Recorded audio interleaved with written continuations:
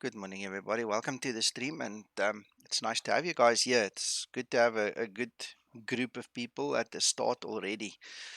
I'm hoping to see more as time goes on. And we're going to fly the latest Zibo. We're going to do Stansted to Luxembourg, and apparently there's a bit of issues with weather. I've just started up, so I'm going to have a look around, see what's happening.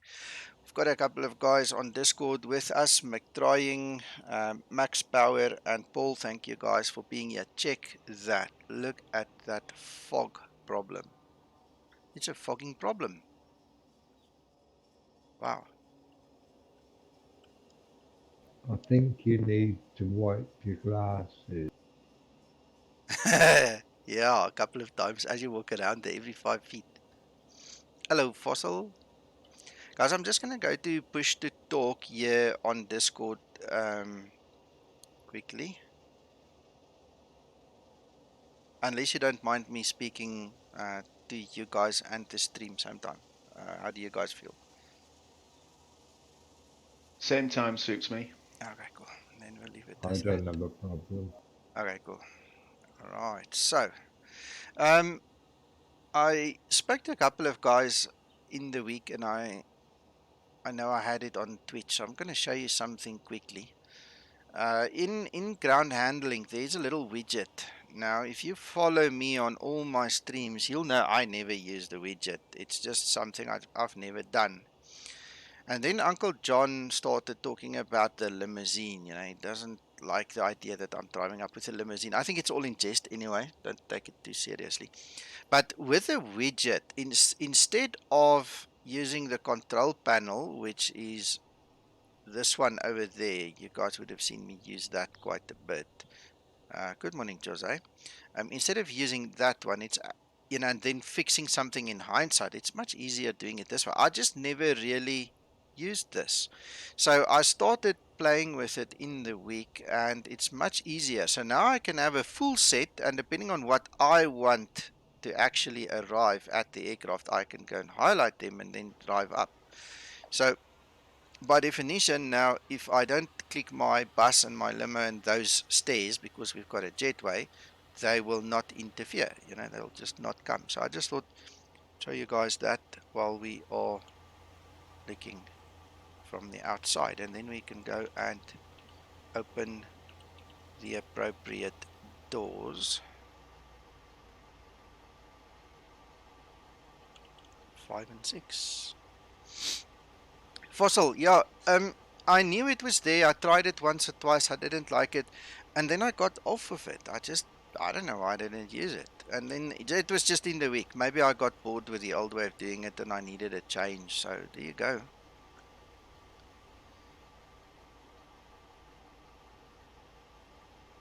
Hello, good morning to us and good afternoon to you. I have no way of pronouncing your name. I apologize. So welcome to the stream. Thank you for watching. All right, so that takes care of that for us. I would like to fly this on VATSIM. Yeah, change is as good as a holiday. So let's quickly set our Swift client up. Right, this is a Ryanair. RYR 84 Echo.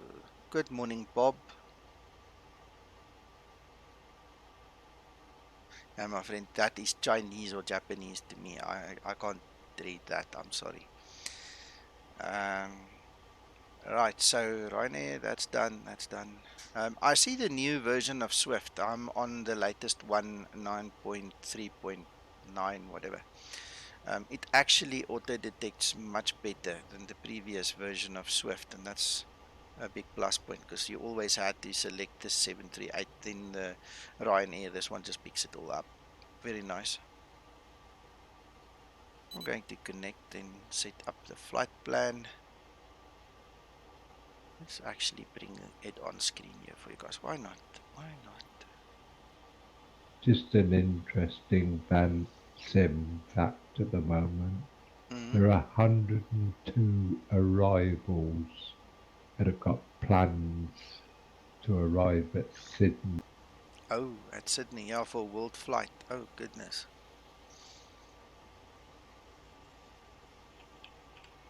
So we've got 385. Yes, we've got TCAS. We are in L.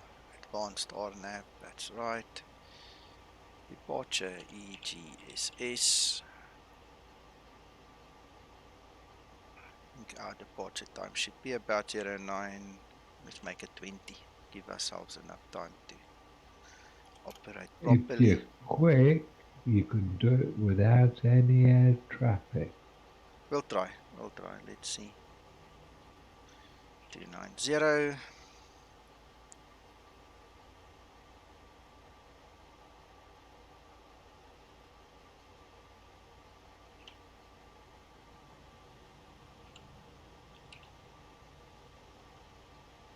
Okay, our estimate time on a route is approximately 1 hour.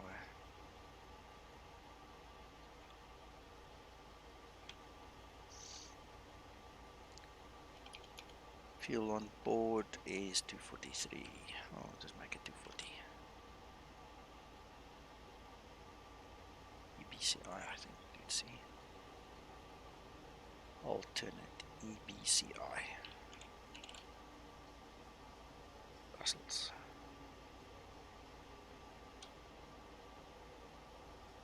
Send.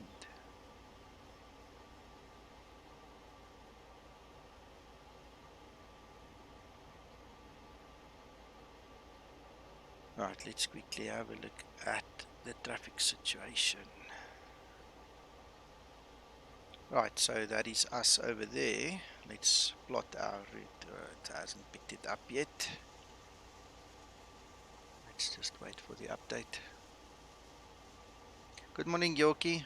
Good morning, Bitrip. Good morning, Tony.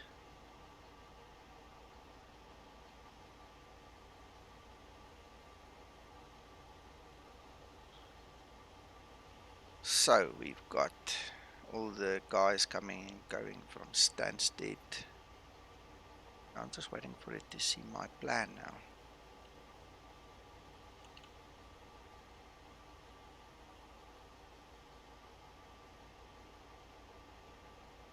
Why is it not updating? Send again.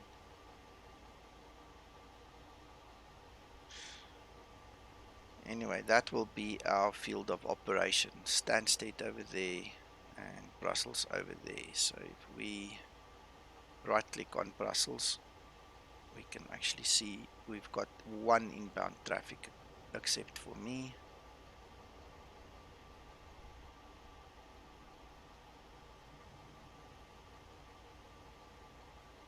That's funny, it's not filing. I'm definitely online.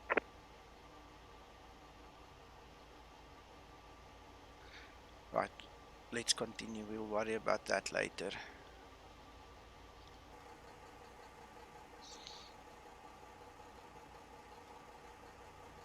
Okay, guys, so before we continue, I just want to tell you something.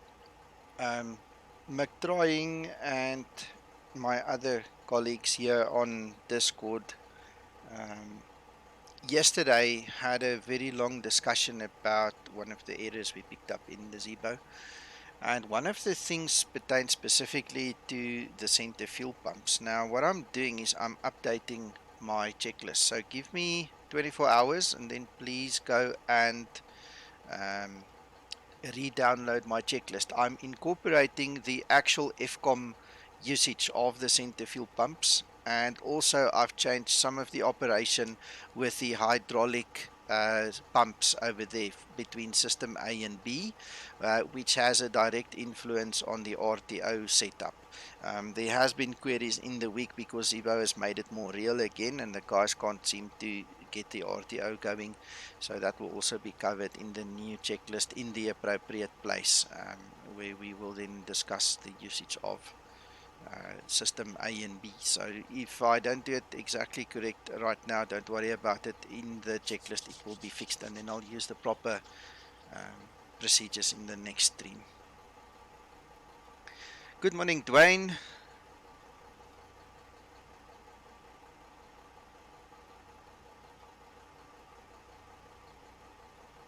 Yeah, Fossil, that's all in the Swift client. It's small changes, Fossil. It's literally just putting things in the right place. Remember, most simulation make use of, let's call it artistic license, whatever, simulation shortcuts. You can go to any simulator anywhere, and there are a certain amount of shortcuts built in just to make it easy for flight simmers to actually fly the plane. Now, Zeebo is slowly but surely breaking all those molds and all the limits, all the sim shortcuts, and he's making it more real and more real and more real. He's literally building this aircraft to match with the FCOM, okay, amongst others. So it's a question of we have to evolve the checklist to make room for that, and that's about all. It's difficult to say who's better, PMDG or Zeebo. I'm going to be totally biased if I give you my answer because of my involvement in the Zibo project. So I'm not the right person to speak to. I actually bought the latest BMDG NGXU yesterday. I was lucky enough to get my hands on it. I'm flying around with it. I did probably about an hour and a half in it yesterday. It flies much better than the previous NGX. It's a good investment, especially thinking ahead to 2020. And they said they're going to give you your money back in terms of a credit towards the new NG3 that will be launched for 2020. It's a much better product. I'm very disappointed in the fact that there are things that they haven't built in which the Zibo already contains, but at the same time they've got things that the Zibo doesn't contain. So it's much of a muchness. You like one or you don't like one. I don't think we need to compare them really. It's what you can afford first of all, and what you like secondly. Because you might like something that you can't afford, and then you're stuck anyway. So.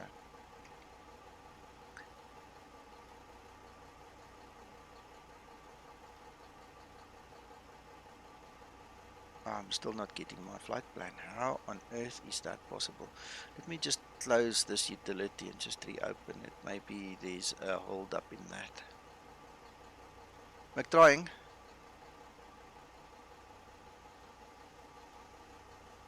Yes. Don't you want to see if you can see my flight plan on your tool for VATSIM? Oh yeah, there we go. It's back. It's here. I'll show you guys. Sorry, don't worry. Not necessary. So there we go. I'll show you guys just now. Right, so that is my flight plan, and what I'm going to do is I'm going to enable ELLX, and then you can see there's only 2 flights inbound. There's no ATC currently on VATSIM for our area, so we're okay.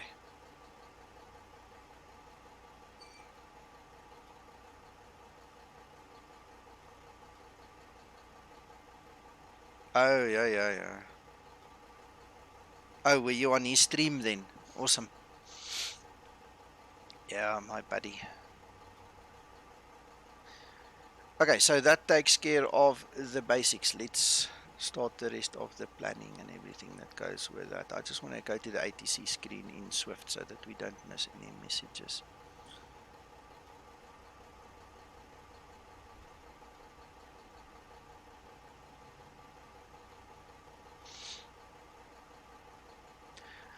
You're welcome. I gladly give my opinion when I'm able to. And Fossil, yeah, you're used to getting up early, I know, so awesome.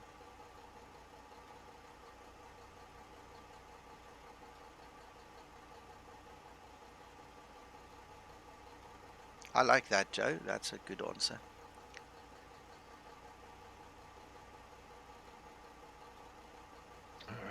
I believe it.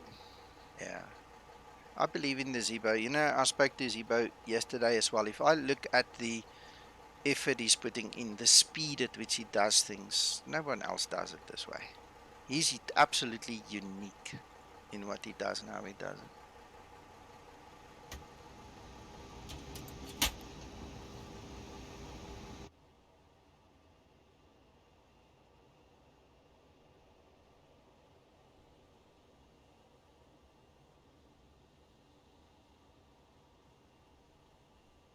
One thing Ground that to I did cockpit. notice. Plan acknowledged. Call me through the menu when you're ready. the new NGs, they've changed the pedestal over here. They've actually made it to look like the Max, so it looks more like a 777 kind of a fuel injector situation. You know, where these levers are completely transformed. So in the new PMDG, you've got an option to change it to the new fuel levers, and it kind of looks funky. It really looks nice instead of having it look this way. But the thing that saddened me was immediately that unless there's a setting I missed, they don't have an MMR. So that's kind of, something I would have expected. I mean, it's not as if this is new equipment. This is old equipment, but they didn't bother to put it in. So there's a whole host of approaches that they not allowing for, which is weird. Zeebo is 100% freeware. You can download it via the link in the video description. I think there should be a link. Otherwise, I'll provide you with a link. Zibo is free, my friend. Yeah, no price in yen, nothing. It's mahala, free, gratis, vry, verniet.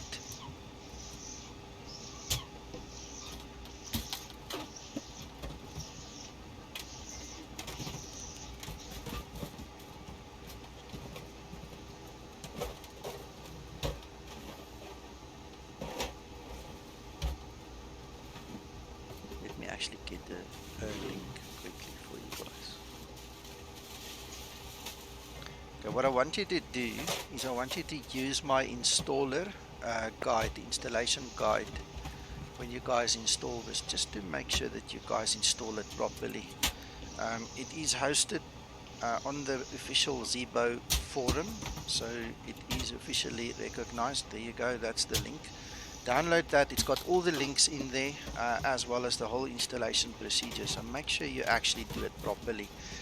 There was a big fight in the last 2 days on Facebook because people install it incorrectly, configure it incorrectly, and then they call it rubbish. So let's not get into that. Just follow the guide, do it properly.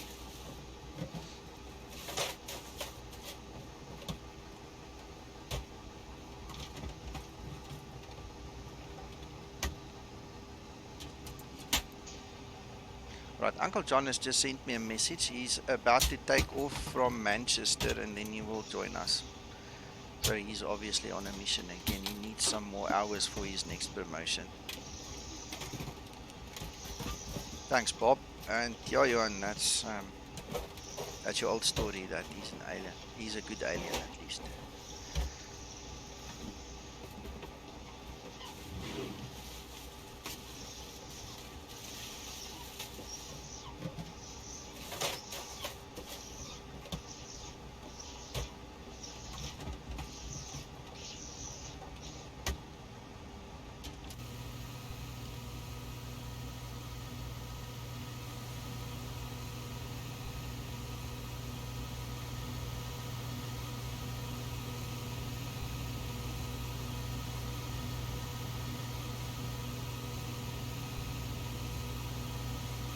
Kazuhiro. Alright, that's a nice name. Kazuhiro. Thank you for clarifying that. Good one. I'll try to remember it, otherwise I'll have to scroll up. Alright, so that's taken care of our fuel for us. That was actually very quick.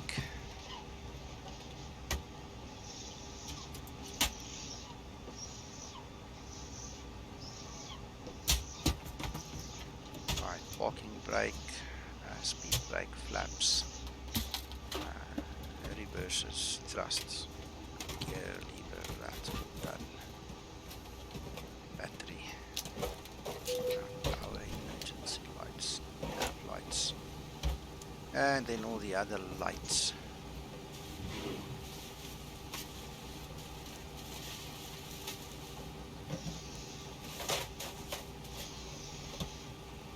Hi George.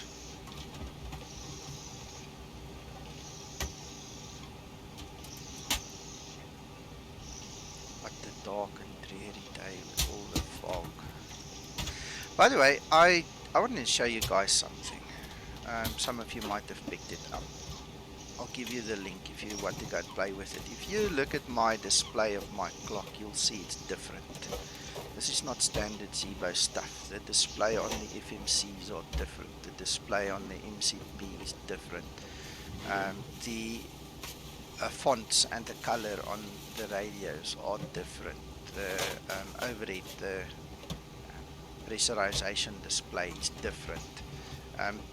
This is part of a new development that is part of an old add-on that was made for the Zeebo. Now, the reason it works and the reason you can use this is because it's only a texture replacement. It doesn't replace any of the assets which is locked down and protected by the copy protection system.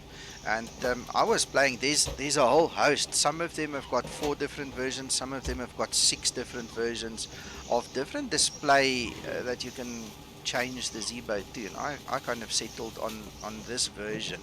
I've done 2 updates already, and I haven't had a single interference with it. It seems that when Zibo does his updates, he doesn't overwrite them, which is cool. So I just thought I'd mention this to you guys. If you're interested, I'll go find a link for you and share it with you. You guys must just obviously have your wits about you when you install it, so you don't mess up something. But yeah, it's there. It really changes the way it looks and feels. One of the other things it does also changes, it changes your primary flight display. So you've got different coloring schemes, and I've settled for one that I think is more realistic as well. So you'll see when that comes on.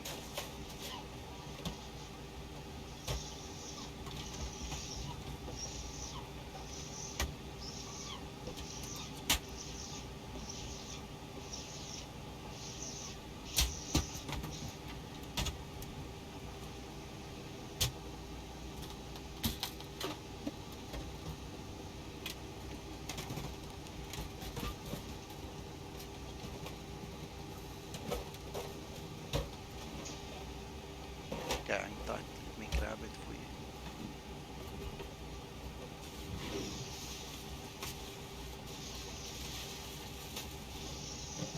There you go. Please don't ask Zeebo support for it. It's not the Zeebo thing. So if you do it on your own risk.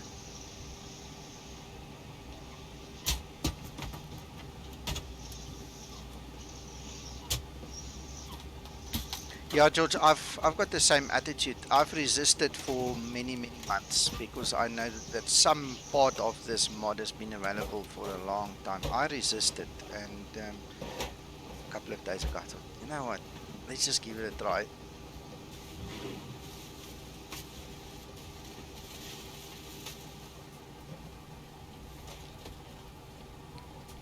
Alright, this is my first leg of the day, so I'm just going to run through the basic first leg tests. Some of you might have seen it, and some of you might not have seen it. A couple of weird things happen and bells and whistles go off. This is just one way to test if all the LEDs or light bulbs are still working, and you know that you will get the appropriate annunciation if necessary, when necessary.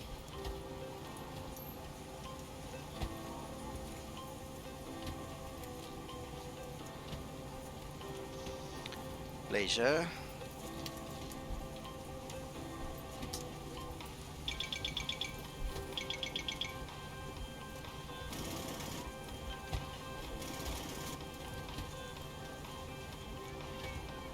Johan, as long as he doesn't touch the actual assets of the Zeebo, he's done 2 or 3 updates in a week now. As long as he doesn't touch the assets, he'll be fine. That's the only prerequisite, so it should be fine.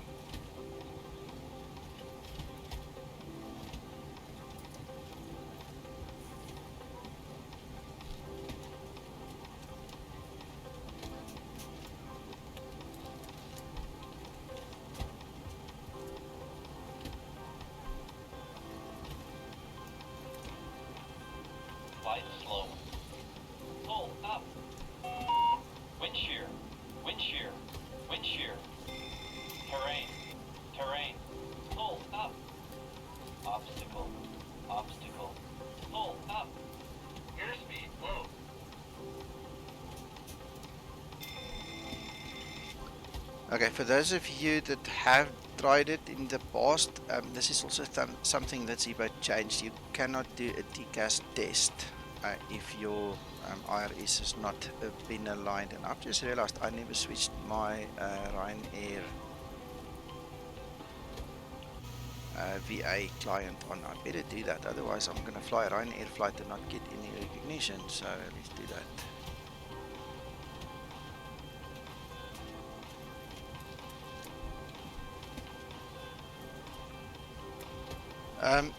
Joe, yes and no. Some of it goes directly into the Zeebo, but some of it you've got to nitpick and actually go and find the appropriate place to put it in. So in a nutshell, I'll show you what I did. I went to my desktop and I created an install folder. And in the install folder, I then went and I created, let me get this on screen for you guys. I went and I created folders, all right, because this is what you're going to need. So from install me, that's my install folder, I've got cockpit 3D and I've got objects, all right. And then what I do is I go and just drag and drop everything in here, make sure everything goes into the correct place, all right. You obviously have to choose your number because there's different versions of each thing, and you just drag and drop it. So once everything of mine is in this install folder, what I then do is I copy this and I dump it straight into the Zeebo folder, into the Zeebo 738 root folder. And by the way, it works on the 700 and 900 as well. I haven't tested the 900, but I trust it will because it's just the same mod. I've tested it on the 700, it works perfectly. So once you drop those two folders containing all the options that you've implemented into your Zeebo, it just works. I just found this is easier than to actually do it live into the Zeebo the whole time. And you'll see when you work through the folders, some of them come very clearly in the folder structure, and some of them you've got to actually go in and just find the appropriate folder to put them in.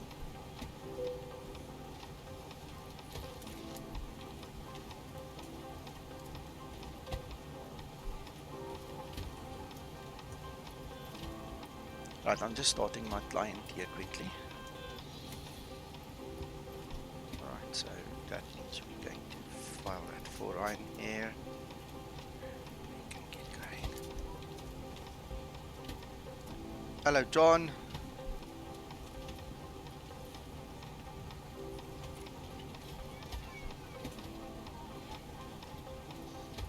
Right, so I'm just waiting for... Oh, he's waiting for me. I need to put my coordinates in. Morning, John. Right. So now the RSs are aligned. We can do our TCAS test. Good morning, everybody. Vertical speed. Hello, Good morning, John. Climb now. Climb now. Climb, crossing, climb. How are you doing, Uncle John? Crossing, climb. Yeah, I'm top of the bill. Just en route back up to Manchester. Excellent. Crossing, descend, I thought you were leaving Manchester. That's what I thought you said. Descend now. Increase climb. Negative. I flew into Fuerteventura last night. Okay, so you're going back. Maintain vertical speed. Maintain vertical speed. Crossing. Maintain. Monitor vertical speed. TCAS test. Pass. Right, so now we can do our FMC.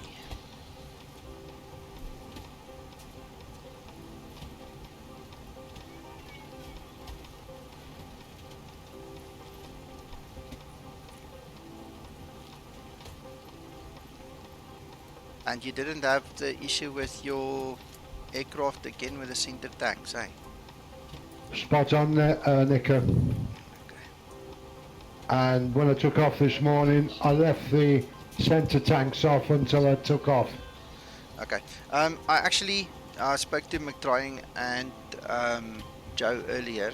I'm busy rewriting my checklist to actually incorporate the actual FCOM requirements for it, because there are like 3 different requirements at 3 different stages for it. So I'll put it in, and then we can have you guys download it in the next day or so. You can have the new checklist, and that'll all be in there. Thank you.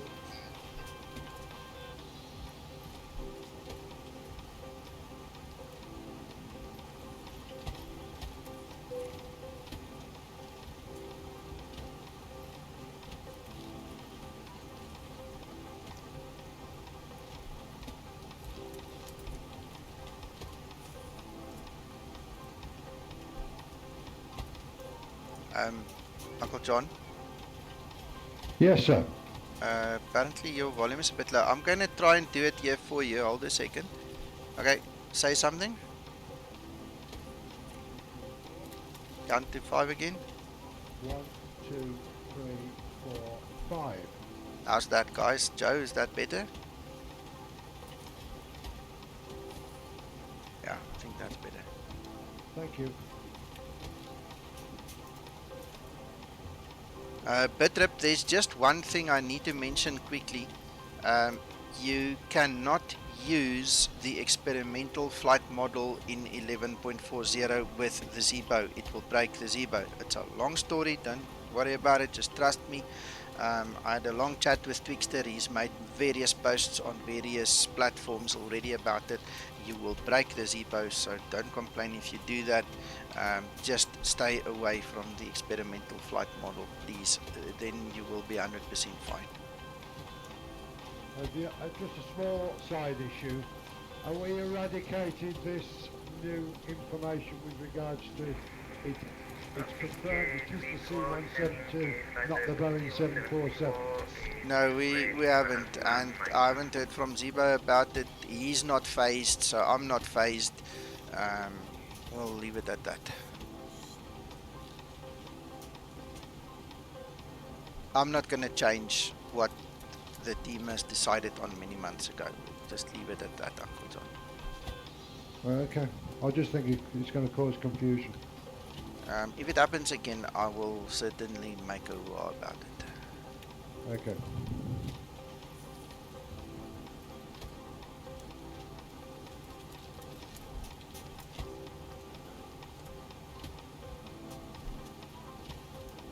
Man, that's a sharp turn.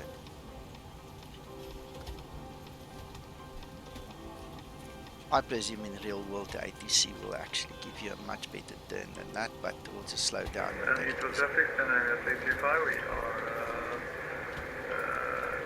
2 miles inbound Sanborn, we were flight level 160 something, 270, speed 190.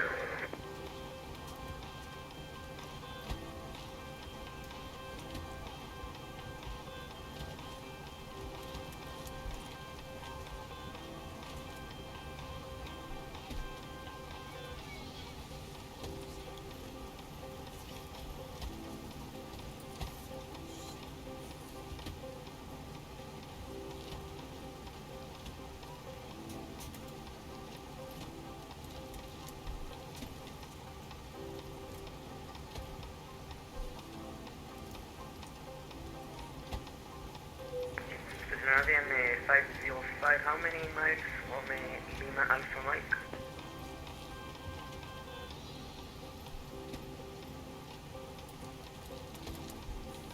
Scandinavian 55, we are 8 miles from Lima Alpha Mike. Roger, thank you.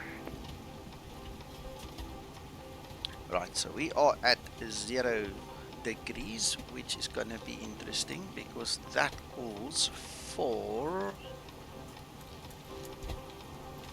Where's this thing? This process needs to be completed at or below 0 degrees. That is the de-icing procedure. So this is going to be the first time I'm doing it live on air. I've done it a few times off air, but this is going to show you guys how that works as well, and we can discuss it when we get there.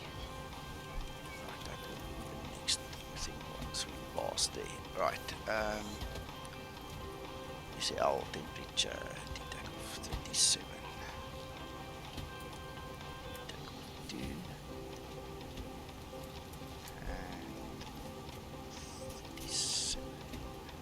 Alright. Wow.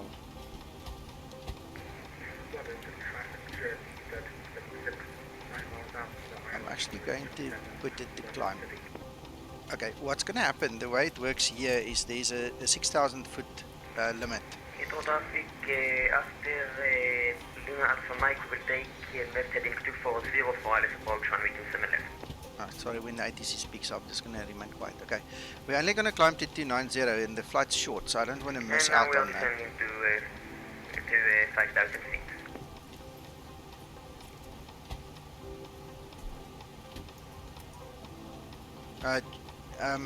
Okay, so what we're going to do is we're going to climb fast, but we're going to adhere to that 6,000 foot limit. So we're going to do, you know, the normal takeoff, climb to 6,000, let it ride out, and then it needs to climb fast. So we're not going to worry about that. Flaps 5. Now CG is that then. Let's look at this now.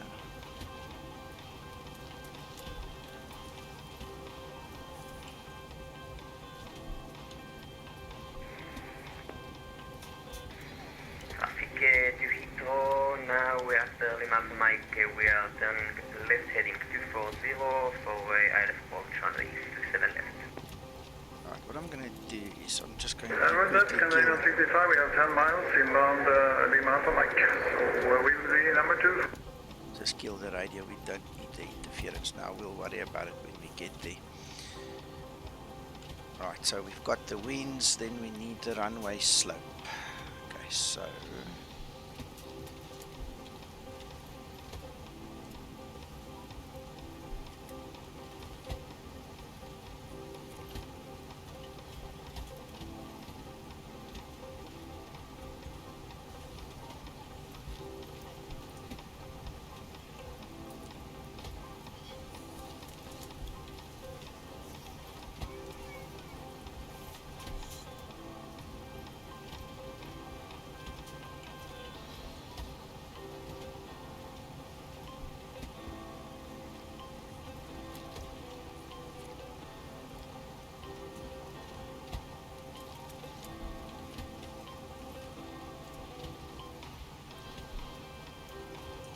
to 3, and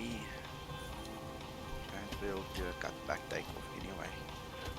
We're not going to make much difference, but at least the aunties will feel happier so early on a Saturday morning. John, yeah, there's been people who said they got it working, other guys say it's not working. I tend to believe them trying. We'll see what happens. Zeebo said he's going to fix it. He will fix it for sure. And if it's not fixed, it will be. If it is fixed, fantastic, then something else went wrong. I don't know. We'll see.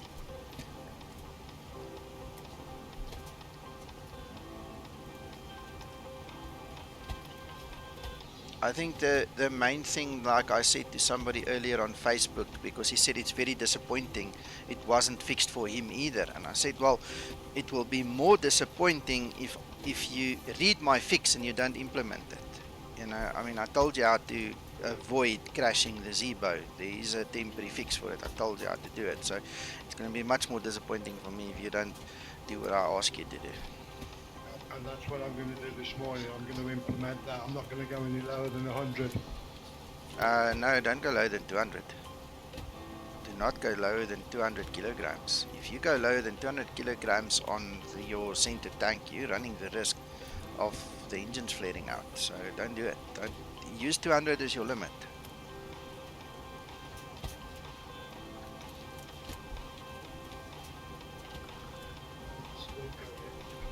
Okay.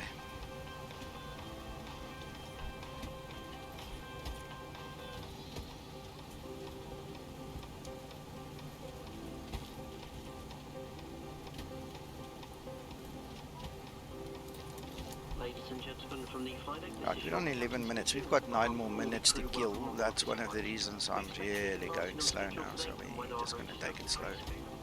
Shortly, the cabin crew will be showing you a safety demonstration. This is for your safety and for those around you, so please give them your full attention.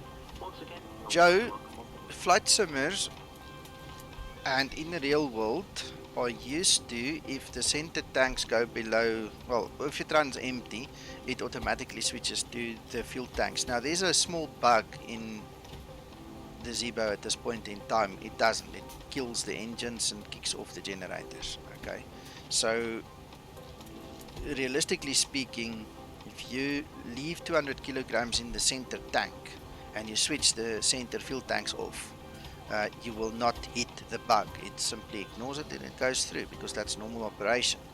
So like I said, I spoke to Zibo. He said he found the bug, he'll fix it, and it will be over. So we're just waiting for that.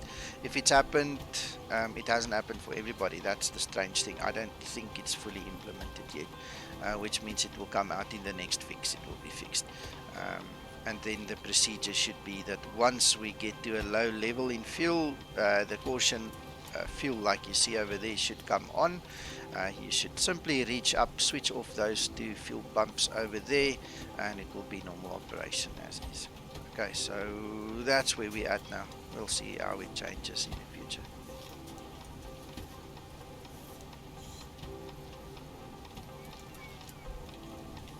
Right, so that is done. Now we get to our passengers.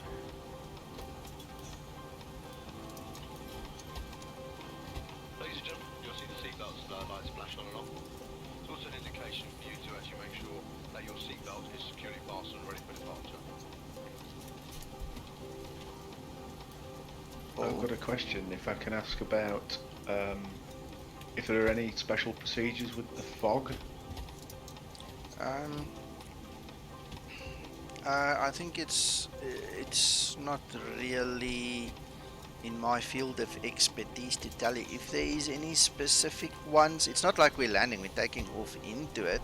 So as long as we can see where we taxi, I'm just going to go with that at this point in time. But that's a good question.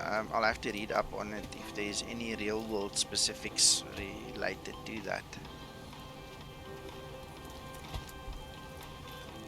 Good question. Well, I was thinking about anti-ice, and then I thought, well, maybe there are some visibility minimums on the charts or something. I haven't read the charts to that extent. It won't be on the normal chart. It's going to be in a supplement somewhere, so I'll have to go find it. Like trying has changed to Sir McDoing. You must ask him. He knows. That's very important. He was promoted last night. Yeah. 2050. I'm not going to start the APU until we get to at least another minute or two. One of the interesting things I read in the FCOM also is if you are using center fuel, the center fuel tank has fuel in it, and you're going to use the APU over an extended period, you actually have to switch the left center fuel pump on as well. Otherwise, you're going to have an imbalance before takeoff, which I found kind of interesting. You know, now this brings me to the topic of how far do you want to simulate? You know, I mean, do you really want to simulate it to that level of simulation? Do you have time for it? I don't know. I'm just putting the question out there. Personal preference. Yeah, it's going to be personal preference, you know. Right, so let's get this guy going.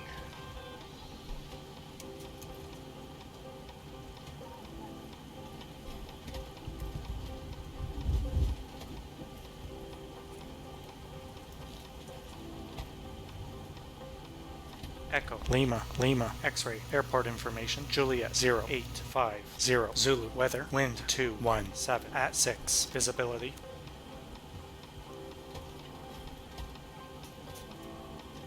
Right.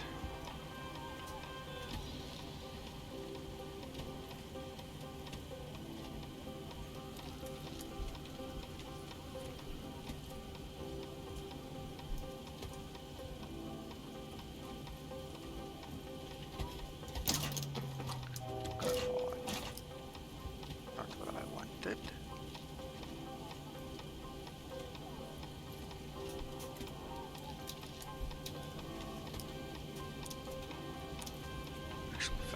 just the way it should be.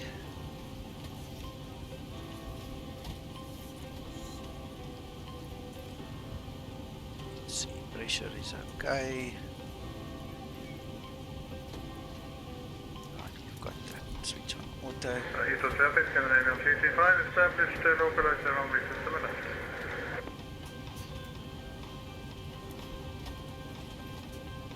Joe, it happens already, but it's going to increase, obviously. You know, the guys have already asked us, you know, on the Zibo Discord, put the question there, if it's possible to dumb down the aircraft again, and obviously it's not. So, yeah, the issues are there already. That's why education is important. You need to stay ahead of the game. You need to invest time in your education.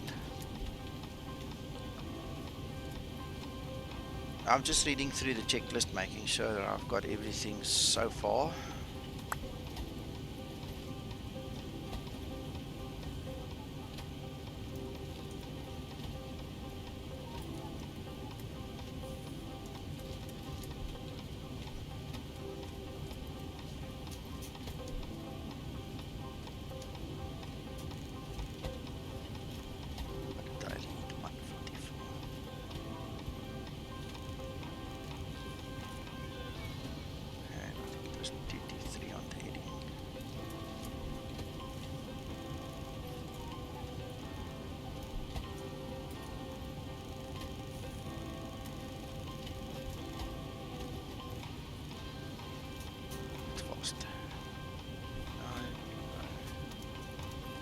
And we've got confirmation it's all set up appropriately. If I can point out, if you go to an airport chart, if there are visibility restrictions for takeoff, there's often a box at the bottom that will quote RVR values. Yeah, I've seen something like that. Yeah, like I said, I'll have to just investigate a little better to really answer it. I don't think visibility is that bad. It actually seems to be clearing up a little bit as the sun rises. So, I mean, that's good enough. I can see the runway. We should not have an issue with visibility. That's a good couple of 100 meters there. If you look at the Stansted one, for example, the airport chart, there's a little note at the bottom, 1 RVR 95 meters minimum with approved guidance system or HUD. But do you see that, McDrine? Oh, got it. Okay, got it. Let's put it on screen and show the guys. You see, you are Sir McDoing. Check. There we go. RVR 75 meters with approved guidance system or HUD. There you go. Low visibility takeoffs. There you go. There's the whole story, man. Just shows you. You just need to read. And I confess, I am lazy sometimes. Hang on. What's the boss looking for?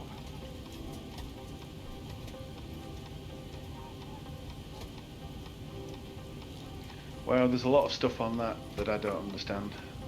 RL? RCLN? Give me a second. I just need to help a friend quickly. I'm just going to mute myself a second. Hold on.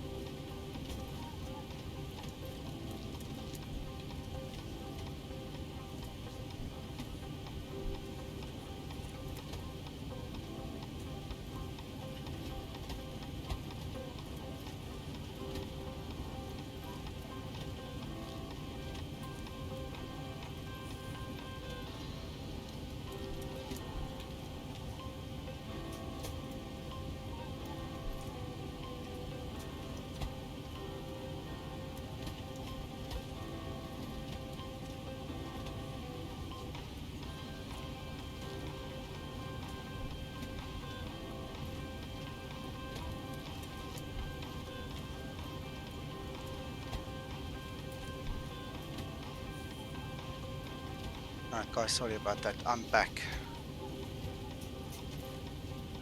You were asking Paul?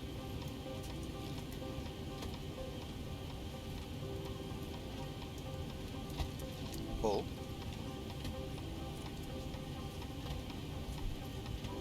Ah, sorry, I left the room. Sorry guys, I'm back. Novice mistakes, but it was okay as it turned out. You've got to make mistakes to get there. Okay, did It's you guys sort it embarrassing, out? Sorry, did you guys sort out what you needed to do? Because I had to leave quickly. Yeah, it's fine, thanks. Alright, sorry about that. Apologies. Alright, okay, so I need to get this checklist in place. We've got the doors. We need to... we can leave that. We need to request the pushback. We've gone over 20 minutes, so we should Ground be to fine. cockpit. Tow is driving up. Alright.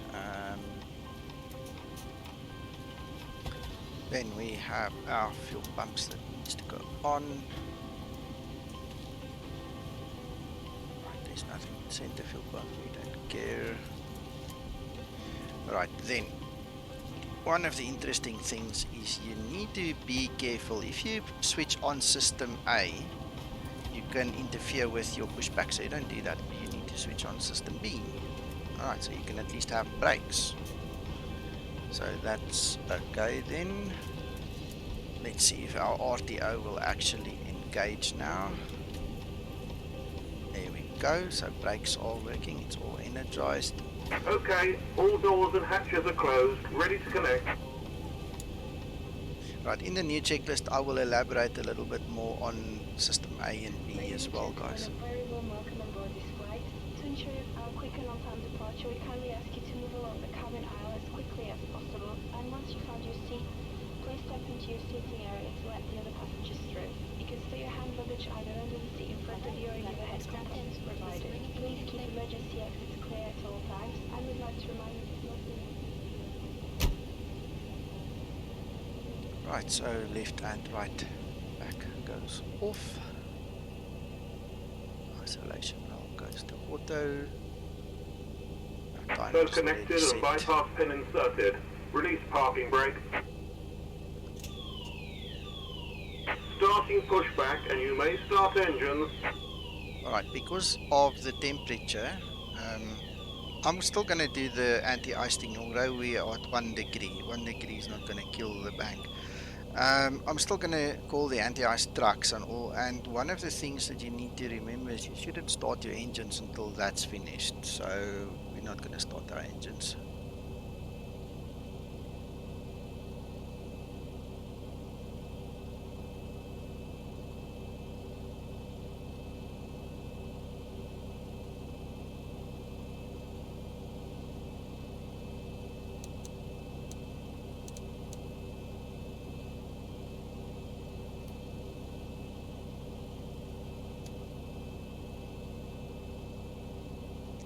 That your damper kicked off when I accidentally tripped the electrical bus earlier.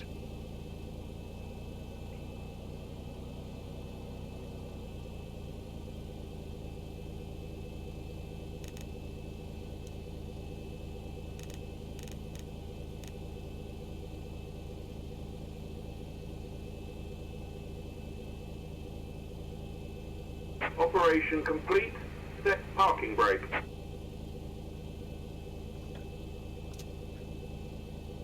Disconnecting tow. Stand by.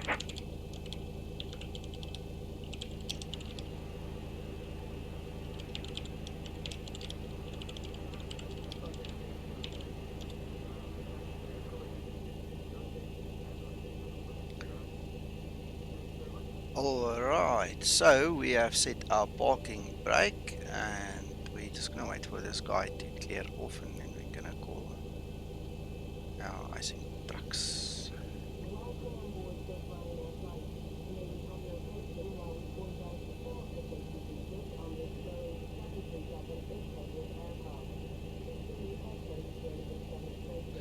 While we're waiting, check this PFD. You guys should be able to see there's a big color difference now.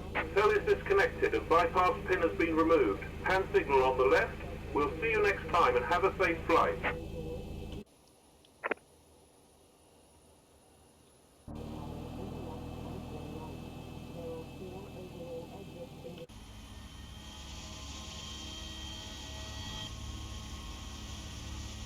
Well, Jorge, I'm not sure if you're on stream, but yes to you, buddy. Thanks for making the trucks for us. And as you can see, we are enjoying it. Thank you so much. There's the bin at the background as well. Okay, so what happens is it's fluid type 4 that's being sprayed, and this will give us 45 minutes hot simulation. So bear that in mind for your operational purposes. It will run approximately 3 minutes. You don't have to stop it. It will stop automatically once it's done.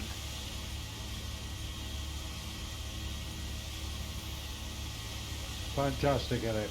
Yeah, very nice. There's Jorge talking to me.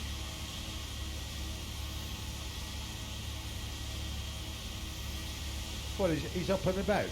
Yeah, he's talking to me. He's on Discord texting. Hopefully he can hear us. And good morning.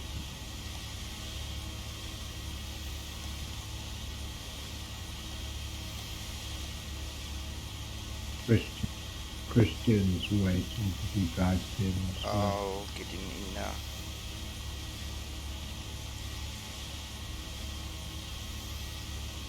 Let's get back, Christian. There you go, Christian. Hello. Good morning, Christian.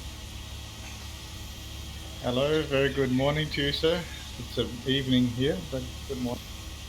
Yeah, you're live on air, Christian, by the way, just to remind you, and you are most welcome. Thanks for joining us. Thank you for having me. Good morning. Good morning to everybody. Good morning. Hope everybody had a lovely week. Yeah, it was cool. Yesterday was freaking busy with the Zeebo. It was nuts how crazy it was. Nico, thanks for your kind help during the week today. Appreciate it. No worries.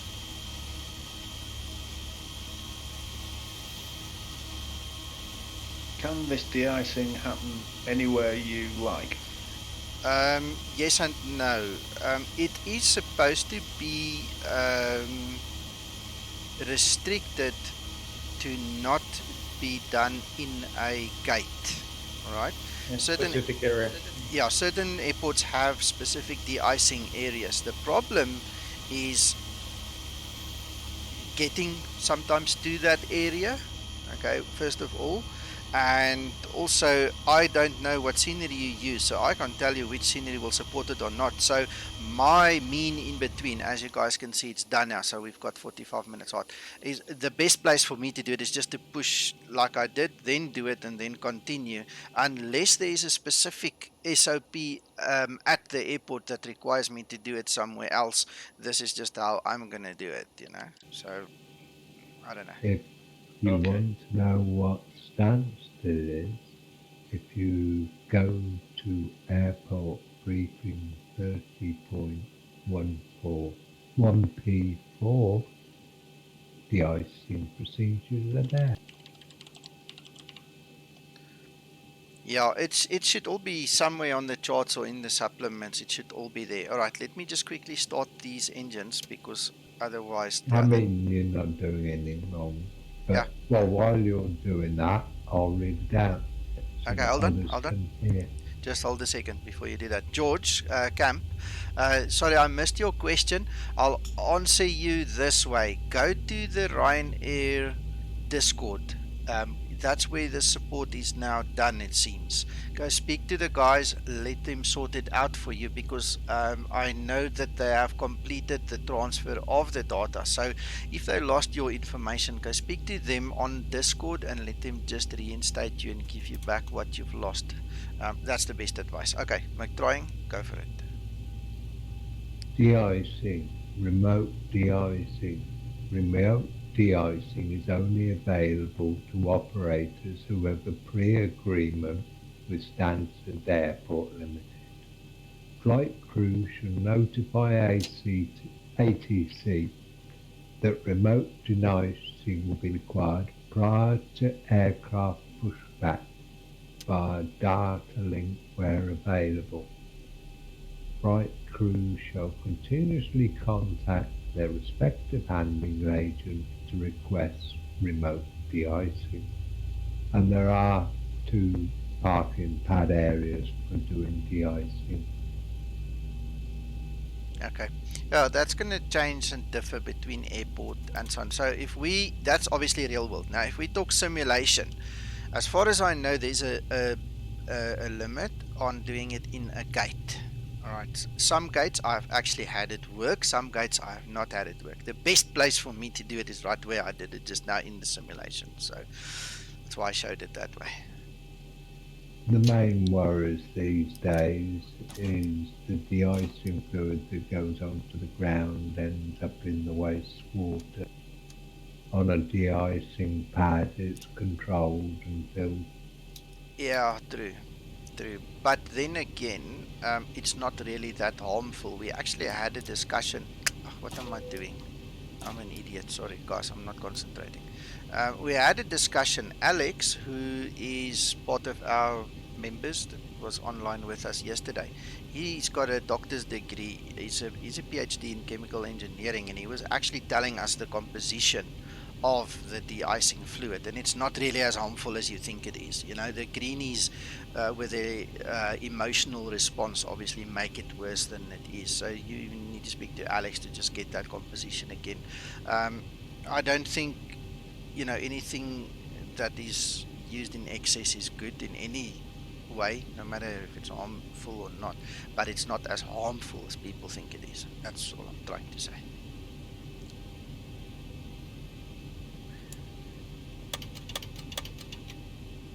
Alright, okay, so that takes care of all of that, that takes care of that, and let's do our flight controls. Hey George, yeah, I heard you guys have got problems with power across the highway. No worries, at least you made it.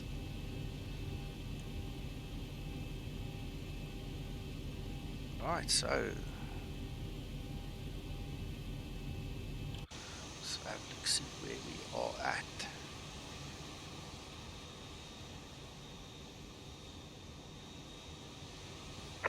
Stansted traffic, Ryanair 84 Echo taxi, holding point runway 22.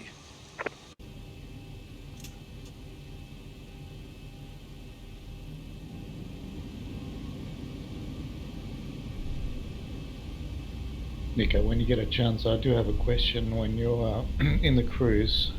Just wanted to touch base with you on something. Okay, wonderful.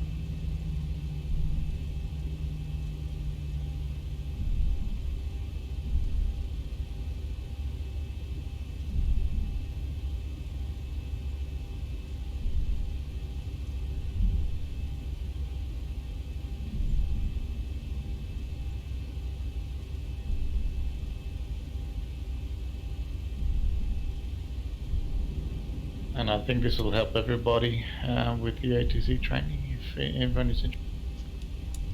Excellent. Sounds good.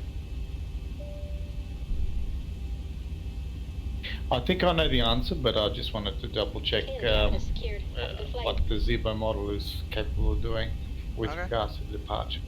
Sure. Oh, London Centre has just come alive. Just.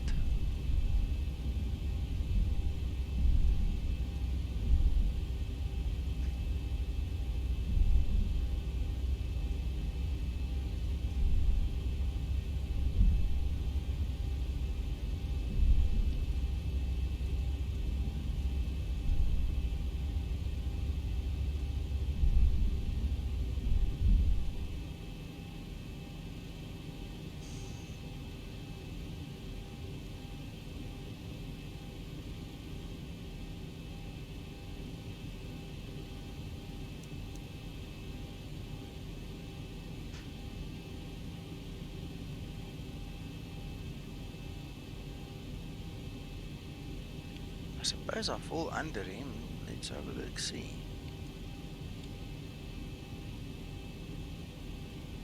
Yeah.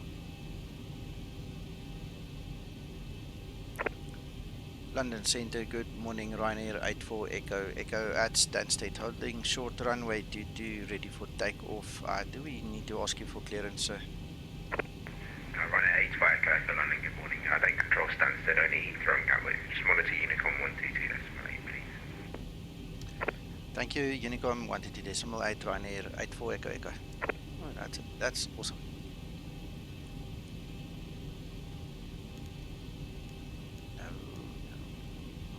Echo Golf Sierra Sierra Airport Information Lima 0850 Zulu weather wind 219er at 4 visibility 1500 sky clear temperature 1 dew point 1 QNH 1008 advice. Sorry about that, guys, that's active sky talking there. Right, I'm ready.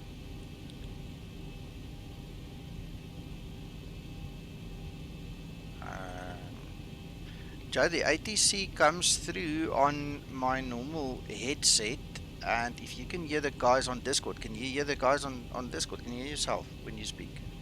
You should be able to hear them. Sure. Yeah, I hear everybody. Okay, but you say you couldn't hear the ATC. That's strange. Correct. And anybody else? Could anybody else hear the ATC? I could hear ATC. I couldn't, and I'm only on Discord. Okay, it came through on the stream, but not through Discord. No, it won't come through Discord. I think that might be the issue. Yeah, it won't come through Discord. Only on the stream. Sorry, That's why I'm on Discord. I have the stream volume down. Okay. Yeah. Stansted traffic, Ryanair 84 Echo taking off runway 22.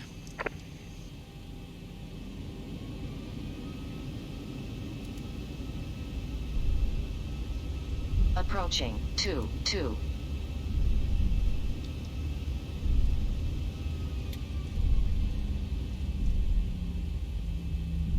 On runway 22. It'd help if I actually do all these things before I go on the runway, right? Do as I say, don't do as I do. You know the old story. Dogga.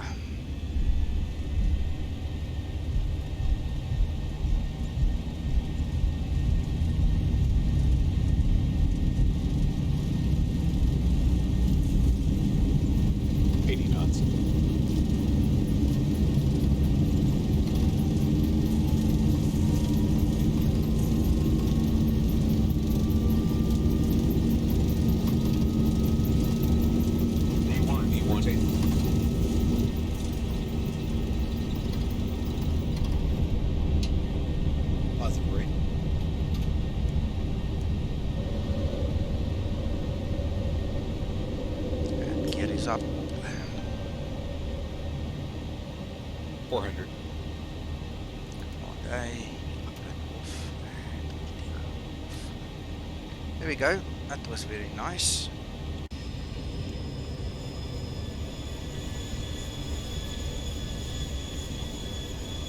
Right, so the cutback should kick in now, and then we'll have a very nice, pleasant, slow takeoff. Climb, rather.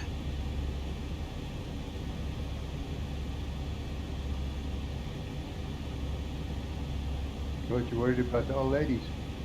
Yeah, it's early Saturday morning. It's you know, it's just a bit of common courtesy, I suppose.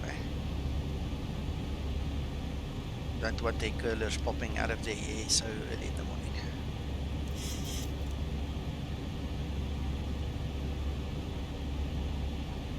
I suppose you got to keep it quiet for Uncle John. No, he's okay. He's the one making the racket that had to explain to the warden, you know. He's louder than a low-flying aircraft.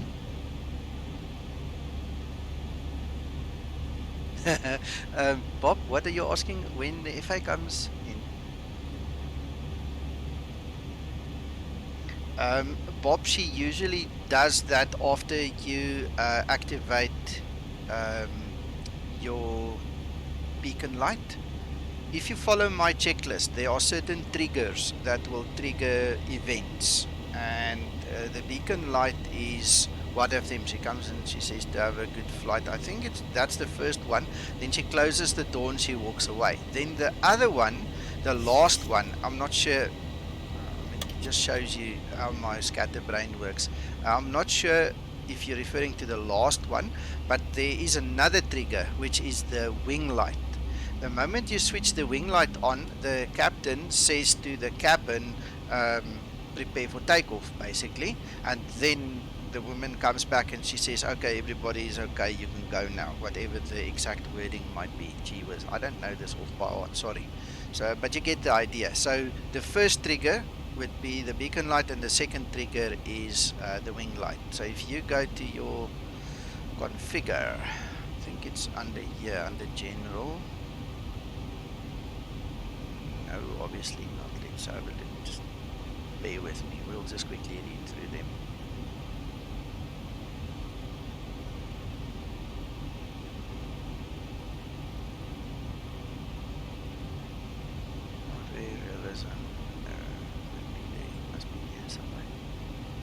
I'll find it now. Audio features. I suppose sounds better there. Takeoff announcement trigger is your wing light.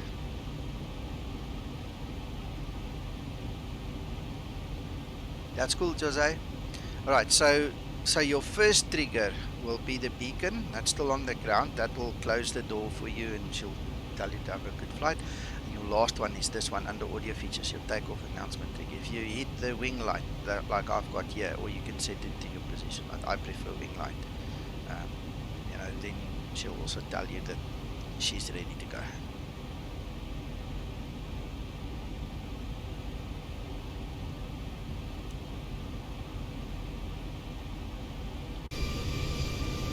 Well, it's turned out to be a lovely morning, I want to be honest. This looks super cool. Okay, so now we have a couple of restrictions that we need to adhere to. First 4,000, then 5,000, then 6,000, and then eventually we hit the last VOR and then this plane starts climbing.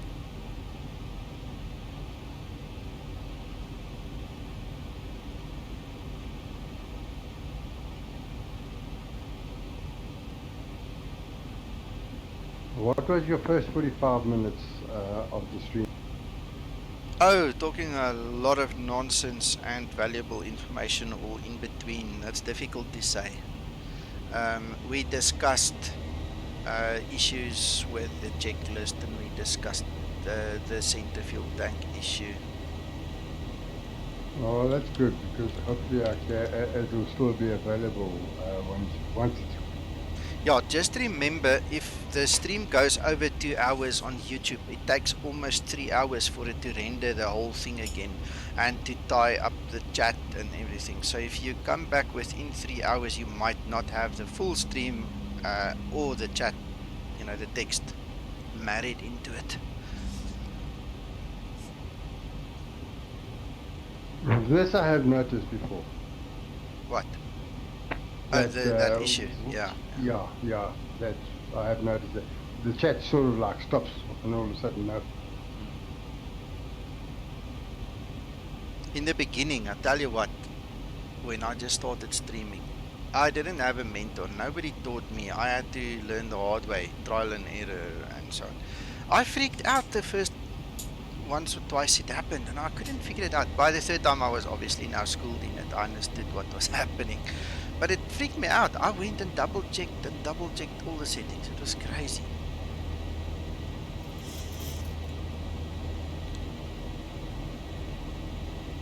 Reggie, certain portions of Discord is locked. This room, for instance, there is, I think, 2 or 3 people that have access to come into this room without being dragged in here. So depending on where you are in Discord, we can go through the motions. You obviously need to follow the link. If you've done that, you would have been assigned certain rights. When you are in the welcome room, you need to use the what next feature. It tells you there you need to type $agree. Once you do that, it assigns you the navigator rights, which brings you into the Discord. I then assign you the next set of rights. It's just one way to keep the bots and the spammers out. So please just type in question mark agree. Let me find you, and then we'll give you the rights, and I can then drag you into the room with us if you want to join us. That goes for anybody else who wants to join us, guys. We're not funny guys. You are welcome to join us. There are certain rules, obviously. If you go off topic and do silly things, we'll sort you out. And also you need to have push to talk enabled when you are live on air. We don't want to hear too many disruptions.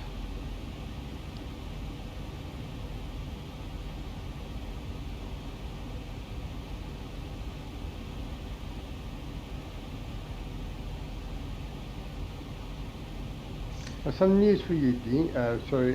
Nico. Yeah. Dean was here doing sim, and he was talking to me yesterday, and he was saying that he wants to now start doing some like YouTube what's and it's just on the Airbus itself. Okay. Well, that'll be cool. So that you've got procedures of like, cold, start to start. So you do all the different procedures in that, so that at least there will be some education for the Airbus. What, the 942? Yeah, that'll be cool. Okay, ATC has called me. 12942.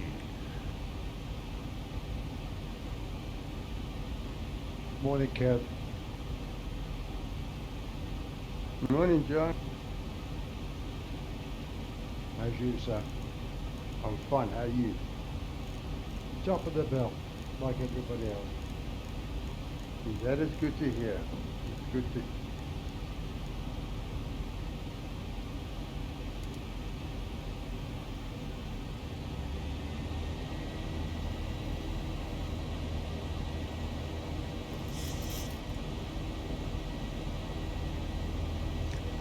Where is that message now?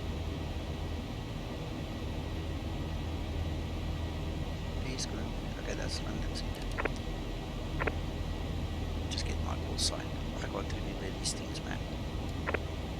London Center, good morning, Ryanair 84 Echo with you, climbing through 7,500 feet. Ryanair 84 Echo London, good morning, climb flight level 290. Good morning, climbing flight level 290, Ryanair 84 Echo. Good morning, Kevin. Oh, well, flight's over. Okay, cool. Oh. Speed for 7 Tango Golf for additional talk. Speed 7 Tango Golf for General straight ahead, link 52, then 9 right, clear for takeoff, the wind 140. I watched quite a bit of that,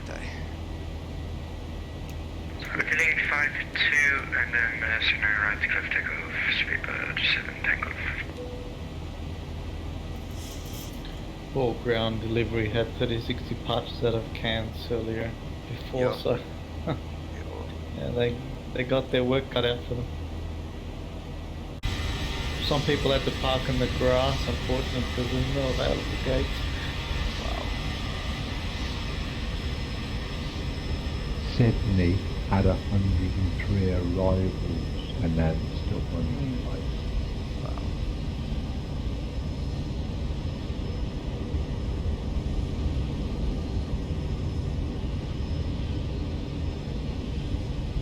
It's a combination of very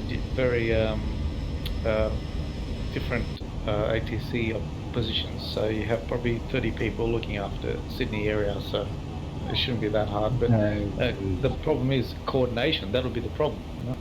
There was 4 of them on. It's the end of the world flight. Everybody flying. Very good morning to you, line control, Scout Street on view for 6,000 feet out of Gatwick. Thanks for calling, sir, yeah? Skywest 381, good morning. Skywest 381, London, good morning. Squawking in to climb now, flight level 190. 190 is on Idaho, Skywest. So it's Skywest 381.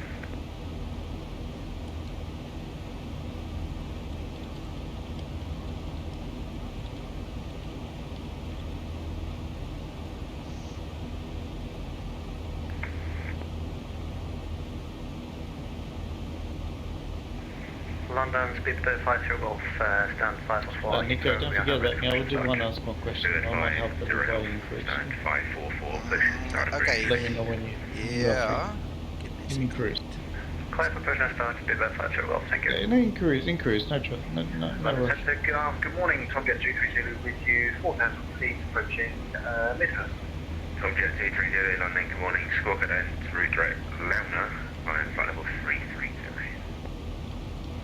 Direct Launa and climb Jet 230, Tom Jet 230. And flight level 330. Where they got a dog leg one? And climb flight level 330, Tom Jet 230.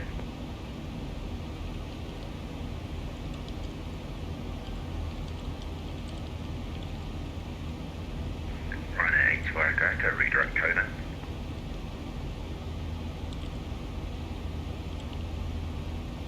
Is he now talking to me? No, I was just Okay. Rerouting direct KONAN Ryanair 84 Echo Echo. No, I'm talking about ATC. Sorry, George. Too many things happening at once. So because we can't hear ATC, we never know when you... Yeah, I know. Sorry, it's so sad. I want to try something. November, London, good morning. Let's do this. Roger, maintain flight level 370. 370, Papa. Okay, guys on stream on YouTube, please tell me if you see a degradation in stream quality, please. The guys who are on Discord with me, kill your stream on YouTube if you want to. If your internet can handle it, leave it open. See if you can see the local stream in Discord, please. 7, Tango Golf, turn right, heading 280 degrees, climb now, flight level 130. I'm literally broadcasting in 2 places now, so I'm not sure how good an idea that is. Flight level 1 for a sec, can you say the heading again? Speedbird 7, Tango Golf. Speedbird 7, Tango Golf, turn right, heading 280 degrees. 280 degrees, Speedbird 7, Tango Golf, thank you.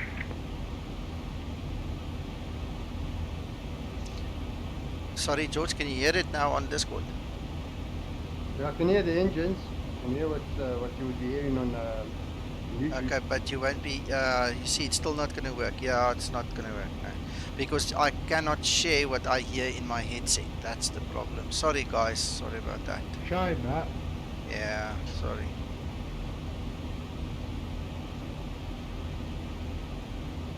Alright, thank you, George. Joe, let me just drag in here. Sorry, Joe, we did the test here. You might then want to stay on YouTube so you could actually hear the ATC. Sorry about that. It didn't work on the stream on Discord. Good morning, Jorge. Okay, got it. Now Jorge is on stream with us. Good morning, good morning. Okay, you say you're hitting the hay. Well, thank you for dropping by then quickly. We are loving your anti-ice. We used it this morning. Thank you for developing that for us, and I hope you have a good rest, a good sleep, and I'll call you later. Well, call me when you're waking up and then we can have a chat.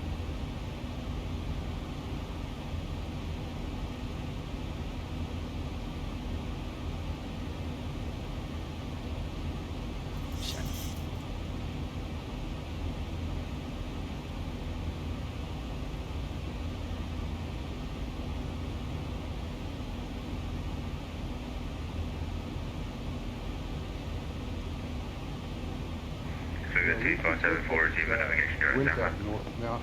Direct down to Yeah, we're going to have to use that anti-ice a lot more.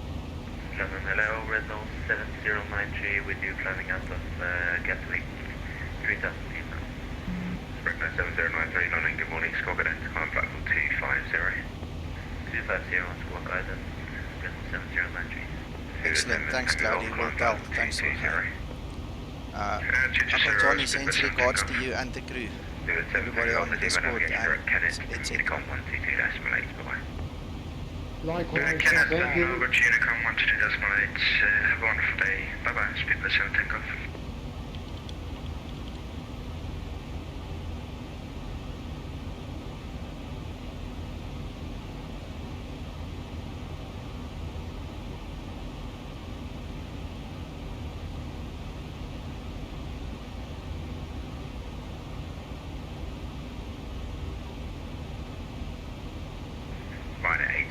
code monitor Unicom 122.8, bye-bye. Unicom 122.8, thank you, Rainier. 8 for Echo, Echo.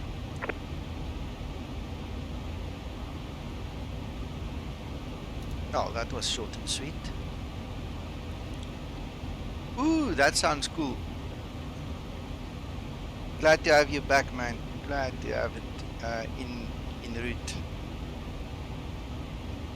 Nico, would you be able to, when you can, demonstrate an offset feature, please? Ooh, I don't know if it's actually been fixed.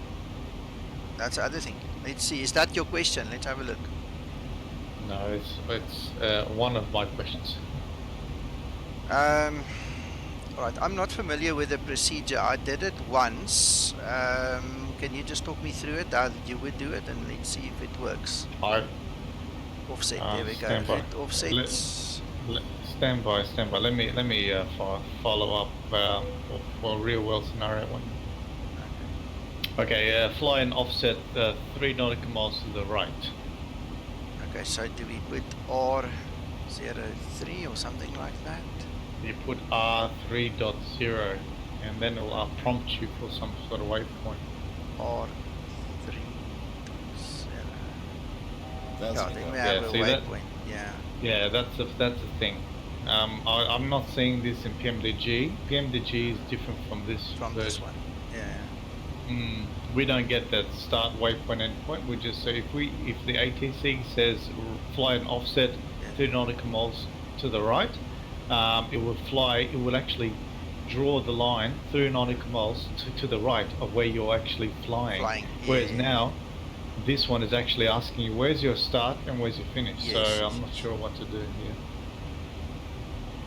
And I've had a very similar instance in World Flight, which is why I'm just following up. I don't know. Let me just get my flight plan out, because now I don't know these waypoints.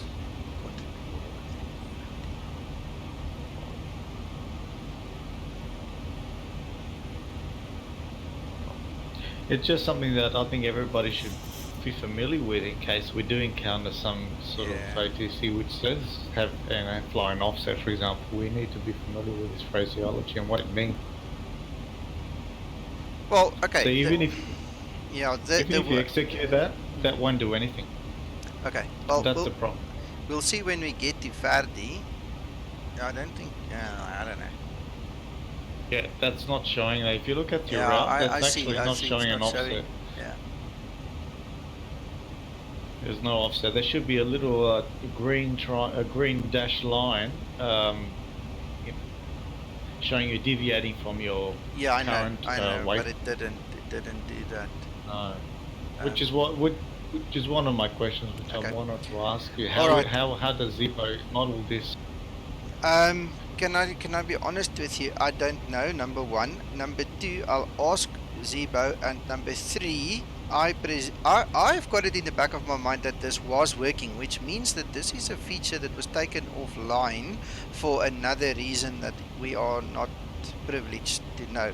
Alright? So it is part of what we call work in progress. I need to ask. Yeah, I don't know.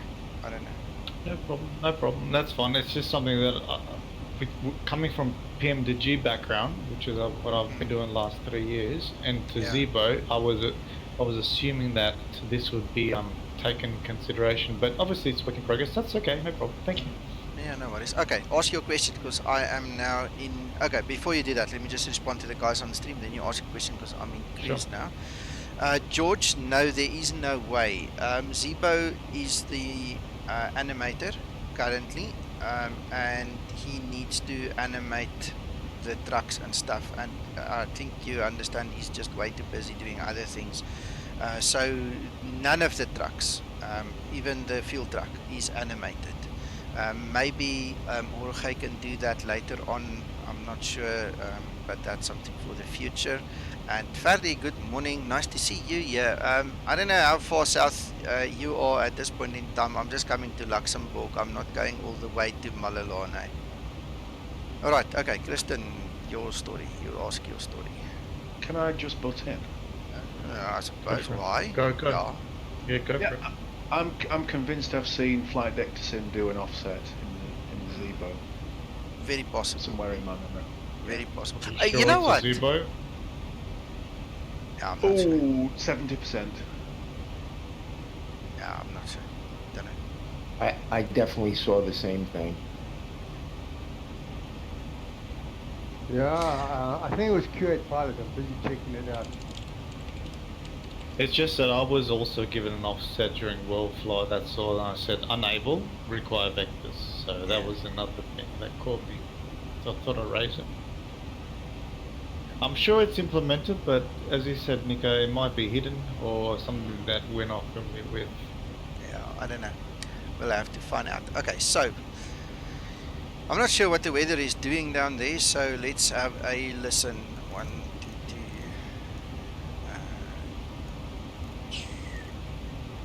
4.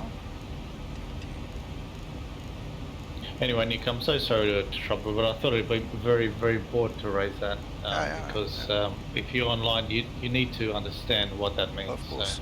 So, does everybody understand what an offset means? Yeah, just to fly next to your assigned route, basically. Alright, guys, So that could be true. I just want to quickly listen to ITIS. Give me a second. Echo, Lima, Lima, X-ray, airport information, Oscar 0920, Zulu, weather, wind 217, at 7, visibility 4,200, sky condition 200, scattered temperature 3, 2.3, QNH 1010. Advise on initial contact, you have information, Oscar. Right, that's done. Right, so the visibility Echo, isn't that big an issue anymore, so we can do an ordinary Cat 1 ILS. Okay, go for it. You guys can talk again. Sorry, I just wanted to double check. Nico, are you okay if I can ask this question? Yes. With regards to a departure for VOR? Yeah, but Joseph just has a question for you there first on the last topic, and then you can move off. Oh, I'm sorry. Yeah, go Joseph, go. It's on stream. He says maybe someone could explain why ATC would want an offset. Go ahead, Nico. I have my answer, but you can shoot first. No, you go. I'm busy setting up the aircraft. I need to prep quickly. Okay. Joseph, bear with me. I'm just a controller on the VATSIM network, but the reason why I would request an offset, one of many reasons. First of all, to limit my workload in case of weather or traffic. I would ask the aircraft to deviate, let's say 5 or 3 nautical miles, be it whatever it may, to the left or to the right of their navigation route. So what that would mean would be, if let's say you're flying inbound certain waypoint, you have that straight magenta line, then if you do an offset of right 3 or 5 degrees, then it will show a dotted line that you'll be flying off your planned route by 3 degrees to the right until you pass, let's say, the traffic or the weather. A pilot can also request that. Okay, got it. Thank you. I'm hoping that help understands. Okay. So if you've got a lot of planes going in the same direction and they're getting a bit close, or one is catching up on another one, you can spread them out a bit. Is that the basic idea? Correct. There's many methods. You got a Mach method, you got a speed method, you got many methods like altitude. You got many methods. One of the methods, but it's not very frequently used, unfortunately, is an offset, which helps tremendously. So that's one of the reasons I want to raise. Okay. Now we're getting very close to landing, so you better ask your question now. Okay. All right. Let's say this is something which is a bit off track. Maybe I can take this offline. We can probably discuss ask it this and another let's see. time. Let's ask it and let's see. Okay. Let's say we got a departure. That departure requires to intercept a cleared route. For example, there's a VOR station at your origin, and you need to climb and intercept a route. Now, do you use the VOR, which obviously conventionally you use, and then fly the VOR to intercept your next waypoint, or do you use FMC to do that for you? Well, the way I would do it is I would set up the VOR and I would get my course line set out, and then I would just fly vector myself, heading select. The problem is I've tried to simulate this earlier this afternoon, and it did not simulate what the Navigraph charts told me to, unfortunately. Okay, now then that portion we need to take offline and go fly it together and see why and why not. I've sent you a PM, Nico. I'm happy to share that with you, if you can share that with the guys. But that is a problem, I believe. I've done this twice, and I thought I'd done something wrong, but no, the Zibo more definitely did not intercept. It just flew direct. It did not intercept the VOR radio, even though I set the VOR and frequencies. Okay, well, we'll have to go play with it then. Chris Reed, thank you. He's just mentioned there that Flight Sim showed the offset in the CDU tip video, in the tips video in the NGX. That one I also saw. I was hoping when the guys said they saw it in the Zeebo that it was the Zeebo, but I saw the one in the NGX, definitely. That one I saw. So I don't know, guys. Chris, I think he's referring to prepared. I think it works in prepared, but not Zeebo. It does. So yeah, well, he's referring to the video which I also saw, which definitely was the NGX and prepared, and it was working there. So one of those things. Oops, sorry, I left the room there.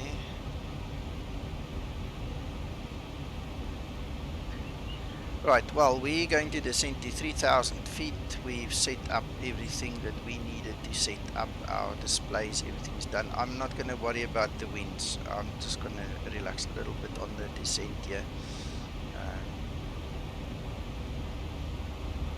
We don't need the winds right now.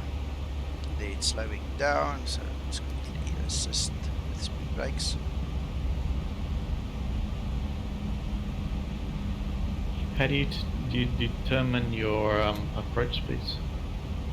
Yeah, it's all done via the FMC.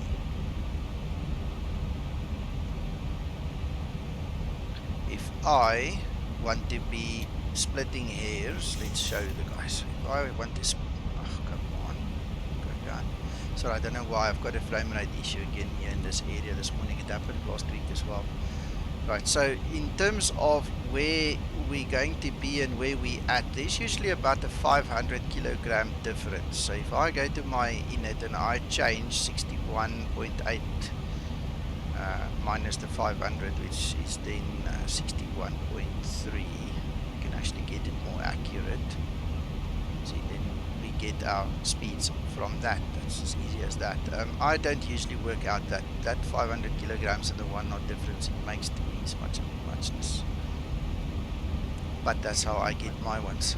The other way that I get it is obviously by a TopCat. TopCat worked it out for me already. I'll show you that just now. There is a very simple formula, if I can help, with the ground weight landing. Yeah, give me a second. So if we look at TopCat, this was the calculations done on the ground already. It's got my VREF at 144. Right, and it's got the weight at 61.57. So if we go back there, you'll see the Zibo also worked it out to be 144. We obviously add 5 knots to that. Anyway, those are my two methods. Tell us your one.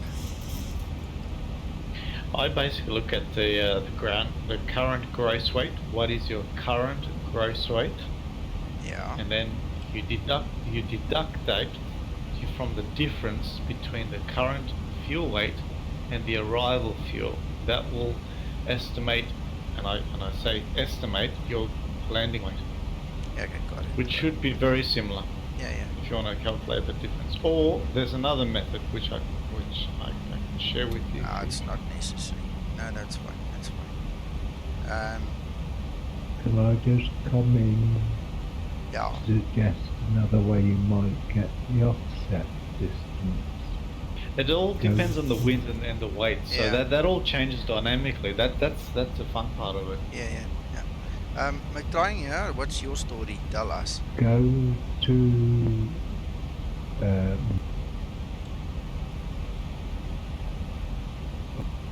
the index. Yeah.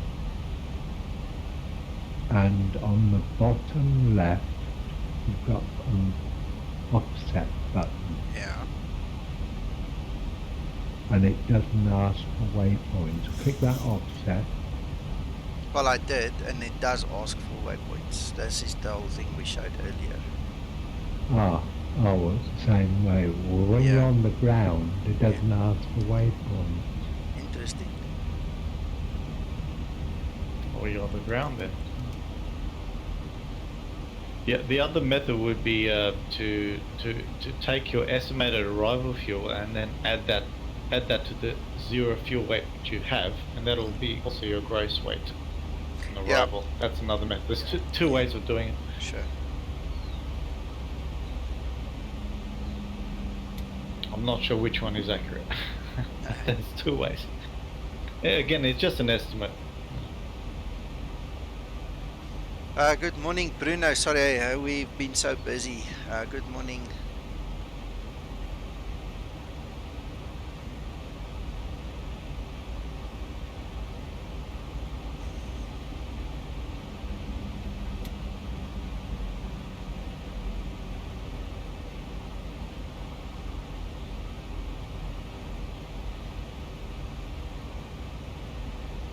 George, all you need to do is just fly hand-flown circuits.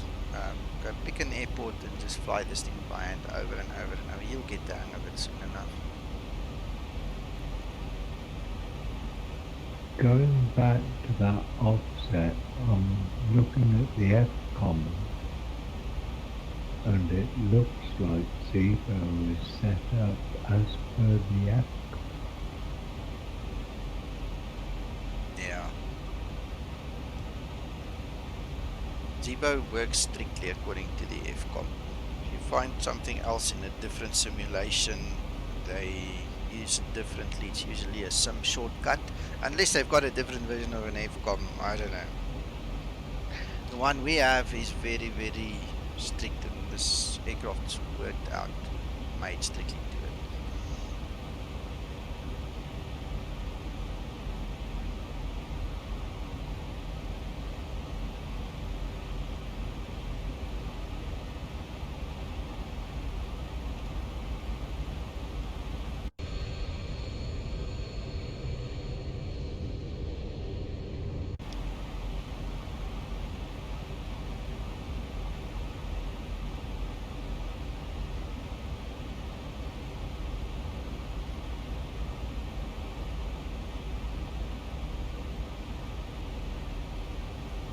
Nick, are you doing a return flight, or are you doing another flight after this? No, I'm not. I'm actually going to relax a bit because this evening, South African time, at 1600 Zulu, the pilots group are getting together again. And then we're probably going to do at least 3 or 4 flights. And if I have to do 6 flights a day, it's going to be a bit much for me. It's going to blow my mind. Fair enough. Yeah. Is it the US? Yeah, we're doing US this week, and I think we said then next week will be Europe. I think. Yeah, we don't want to go to the divorce court. Christian, have you read the FCOM for the 737? The official Boeing one. Is that the PMDG version or the X-Plane version? There's so many versions of it. No, this is a genuine Boeing copy. It's not for X-Plane, it's not for PMDG. Because there's no reference made to being able to do a step offset in between waveforms. Mic off. Not as Understand. I'm reading it and understanding it. I'm wondering whether it's feasible in the 737. I'd It's all- expect it what- to be, but the FMC isn't telling me that. Sorry, the AFCON. It's one of the features of the flight management computer system that it does. So that's just why I raised it up, because it works in the PMDG prepared version, but not on the explained version for explained. So it just has some subtle differences, which is why I'm trying to follow up. Right, well if you go Mic to the on. Zibo download page, you can download a Boeing FCON. That's in the Google Drive. And it's a 2006 year one. And if you go to page 1142, 17, that's where all the info is. We'll look at. I mean, there would be a workaround to put in a couple of custom waypoints along the route. The problem I have, it works in PMDG, and the similar setup that I've done, I do it, doesn't work in Zeebo. That's the discrepancy I've got. I've got no problem with the FCOM or the manual. It's just, why is this a difference? Could you, just a thought, could you create a waypoint from your last... Yeah, sorry, but McTrying, create we can probably do that. The issue is when you get the instruction, the ADC expects you to execute it. There's no time to go and fiddle with adding waypoints and figuring all these things out. That's the one thing. The other thing is the FCOM is the governing documentation. All right, so unless PMDG used a different FCOM, which is from another place and another generation, obviously the Zibo is compliant with this one from 2006. You understand? So that's what I'm saying. I don't know real life capability or current capability of the 737, but in 2006 Mic off. FCOM, it wasn't a feature that was possible.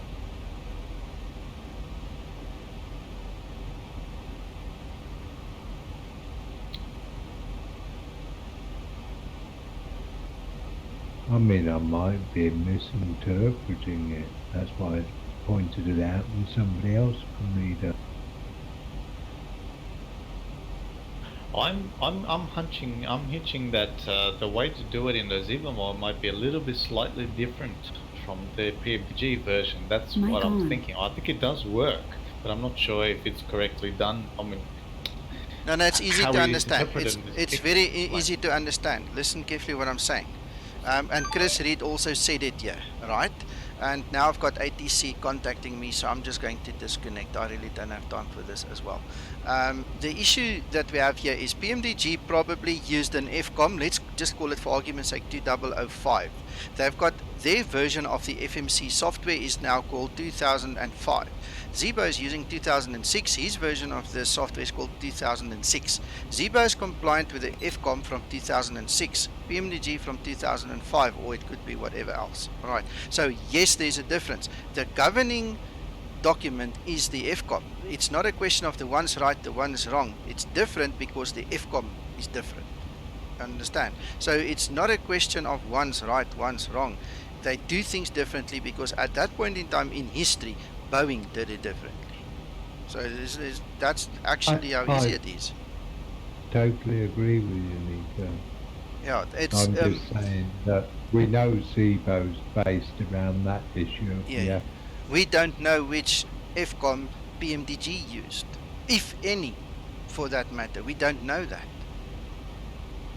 And the problem is when you talk to simmers versus real world guys, a lot of us grew up with PMDG, and a lot of us got a lot of bad habits because of things that were taught to us because of sim shortcuts, making it easier for us to understand, making it easier for us to grasp and to use. Now here comes Zeebo, and he says, no, I'm not going to do that. I'm going to use an actual FCOM. I'm going to do this. Okay, and I'm not accusing PMDG of doing anything wrong. Okay, don't go and tell them I said something stupid. It's a question of, this is how Zeebo does it, and we can't change the FCOM. We're just complying with the FCOM. And if the simmers and their limited knowledge cannot grasp that, we've got a problem, and then they need to get education. And this is part of what I do on my channel, is I try and help people to get the education to use the Zeebo. I mean, when I start flying the new PMDG NGXU or NG3, we'll educate them on that as well. But for now, we can't, because we're in the Zeebo, so for me it's a difficult position to be in. I will ask Zeebo, and I'll ask him to clarify this whole topic of discussion, but I don't honestly know why there is a discrepancy. I don't know. I just know that they use different versions of software. Thank you to Chris Reed, which, I mean, I should have known this, and they very definitely use different FCOMs, so I'm stuck in the middle. I don't know. What page was that, by the way? Sorry, I missed that.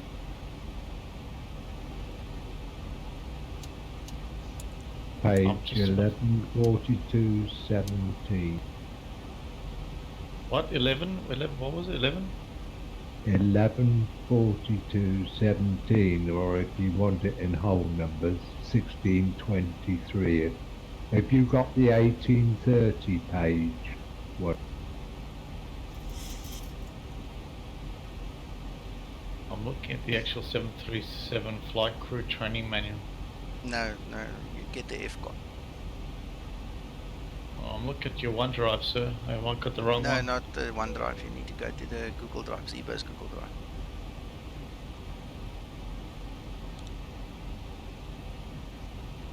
Most FCOMs have now been pulled from the internet. It's very difficult to get a copy of.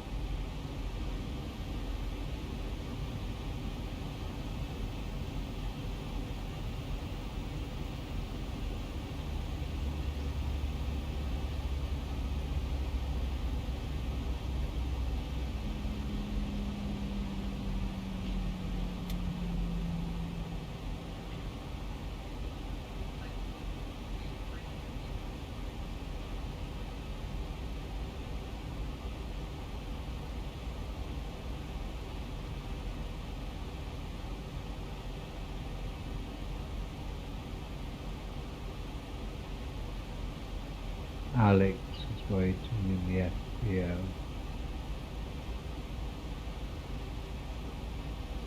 My, this crowd is growing.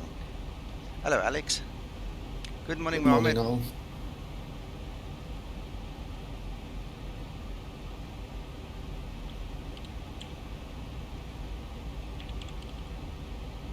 all. Joseph, you make a very valid point there.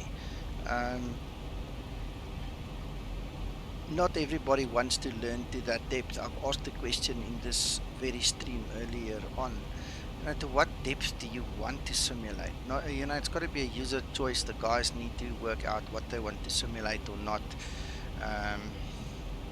It's crazy how deep you can go, but unfortunately, in previous models, and I don't know what's happened in this latest model from PMDG, there's a lot of sim shortcuts that has made guys lazy, that they didn't learn everything. I watched guys trip over themselves coming from PMDG trying to fly the Zeebo. It happened over and over again. We had to teach them how to get flap speeds. They couldn't even get flap speeds. They couldn't even align the IRS. You know, it's silly, stupid things like that, just because of some shortcuts. You know, and then you get the guys who actually have done their homework and who never had a problem.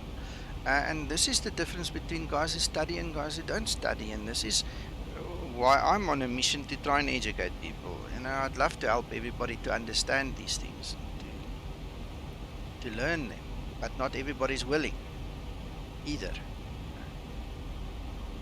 Yeah, I think it's a general metaphor for life, you know. I see on the job, you know, people that are willing to learn and people that just don't, you know. Yeah. Anyway, I don't want to sound negative and all. We are here to enjoy ourselves anyway. So I'm just sad I kicked Vatsum off because it just got too much there at one point in time. I actually feel bad now. I feel like going back, but it's too late now. Yes, Jose. Hello, Jose.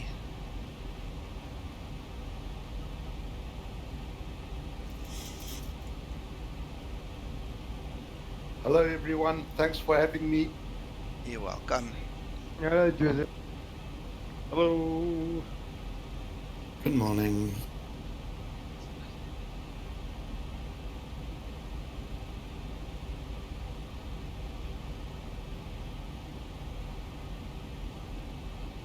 So, Nico, how are you going to tackle that hairpin bend? I'm looking at it right now. I think I'm just going to vector myself a little bit wider because that's a silly bend, that one.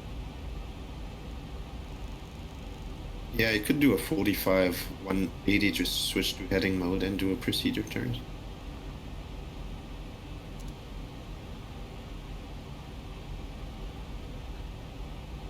But I mean, it's interesting. I can bring up a point here. I've seen a lot of people post on the group, you know, they're having issues with even crazier angles like that, you know, and it's funny how people never seem to think about procedure turns or even adding extra waypoints. I mean, you can add manual waypoints on the FMC at any distance heading off a certain waypoint to make their path smoother, you know, and a lot of people seem to just, you know, accept whatever the FMC spits out instead of saying, well, this turn is too sharp, you know, I'm either going to simulate vectoring like you would in real life, or I'm going to just do a procedure turn. And a lot of people are ignorant of the, I think, 2 or 4 different types of procedure turns that are out there.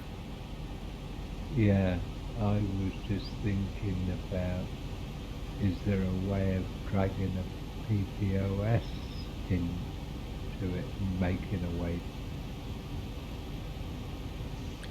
Guys, you're overcomplicating it. All I do is I go to heading mode and I vector myself. No need to overcomplicate things, eh? No. Classic example. I'm just thinking somewhere else of using it. Yeah, look, if you got the time, if you sat and you did proper flight planning, right? And you went through the legs before actually taking off, there would have been enough time to fix it up and make it look fancy and all these things. But when you're so close, I mean, not really much you want to do right now except just vector yourself around the obstacle. Oh yeah, I mean, in that case, I can't see which airport you're landing at, but you probably would have gotten vectors by now anyway. Yeah, the real world guys would have vectored you. This is Luxembourg, Alex. Okay, then you definitely would have had vectors. Which runway is that? Oh, I'm dumb. I can see on your head. Yeah, I'm going to, what's it, runway to something, to 4.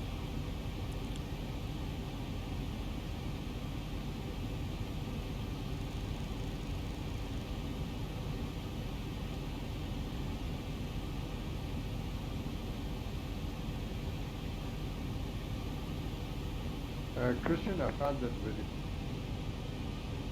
Okay. Pop it in Discord, put it into Schematics chat, if you can. Yeah, it's just that it's a whole lot up. I had to go through the whole thing until I found the part he's talking about. It's exactly the same thing. It comes with the start point, end point, and he just says execute, and it puts it up there straight up. Oh, please share it with us. Yeah. I'm just looking at the ILS for that runway, and if you look carefully at On the 044 radial at 13 nautical of the Delta India Kilo VOR, you're supposed to start a turn to line up with the runway.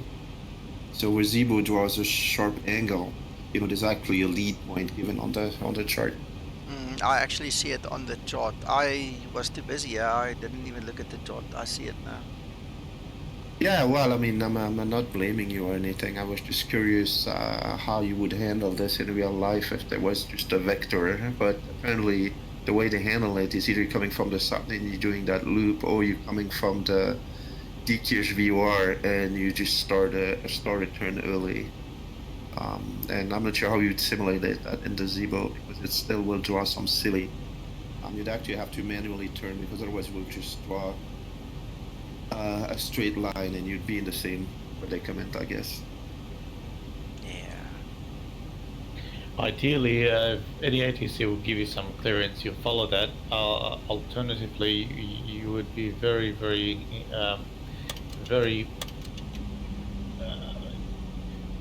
good way to do your VOR backup in case your FMC fails, for example. Follow the VOR course and all that. Have a backup plan in case something fails. So if they clear for the approach, if your FMC fails, you have a backup plan. Always a good thing as you suggest. Yeah, I learned that flying the 727, where you don't have a fancy FMC, you're actually looking for those lead points and those distances between VOR. You know, you're actually looking for where those points are located. Yeah. Never rely on the FMC. The FMC is just a computer, and if it fails, what do? You have to navigate. You're the pilot. You have to fly the plane. Absolutely. Let's say, Nico, if your electronics fails all now, what do? You have to right now navigate. Yeah. Using the VO instruments. Yeah. 1,000 to go. I just want to tell you, I have a trick. I switch off all the failures or the possible failures that could happen, so I'm not expecting any failures. I'm cheating, in other words. Good choice. Good choice. That didn't happen to me today when I was doing the world flight. The blooming thing just what is it? The generator switched off mid-flight. Yeah. That was embarrassing. Yeah, because your center tanks ran dry. Zibo's fixing that. Don't worry. Okay, thank you. That's good to know. I'll receive your message. Thanks. That was embarrassing. I had to disconnect. The controller was going nuts because he had a few other people behind me. I also at that stage, I would just disconnect myself from that altogether, you know. But we have worked a way around it so it doesn't happen. Yeah.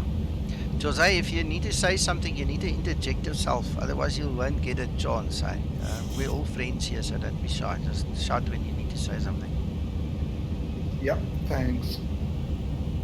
So one has to just keep on monitoring your center tanks, make sure you don't exceed, you don't go below 200 kilograms. Yeah. But it'll be fixed in another fix or two.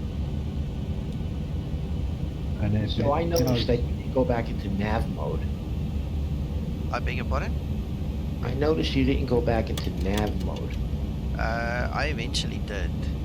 I had to figure it out because I had to cycle the whole autopilot, and I had to fiddle around and actually work out how to get it back, because once the engines died, I mean, I lost quite a bit of my functionality of the MCP and the autopilot, so there was a whole story I had to go through, but I eventually got it working. You know, if you just watch the whole video, it'll show you the whole process of how I just cycled through everything and got everything back working again. It was damn good fun though. Yeah, it was.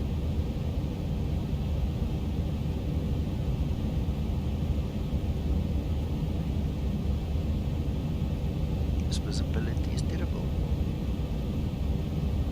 I say, minimums on approach. Looks like you've gone into a very smoky room of a pub. Yeah, let's look at this ILS chart. We could do a Cat 2 if we don't do a Cat 1, and we can go to radio. Cat 2, 100.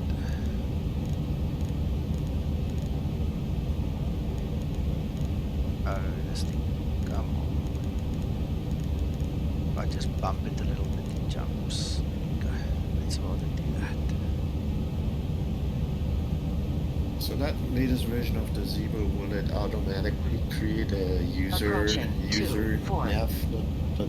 If you don't have one, otherwise you need to delete 1,000 feet stabilized. Yeah, I'm getting from I think 13, which, and I've never gone to procedures. There we go, there's our airport.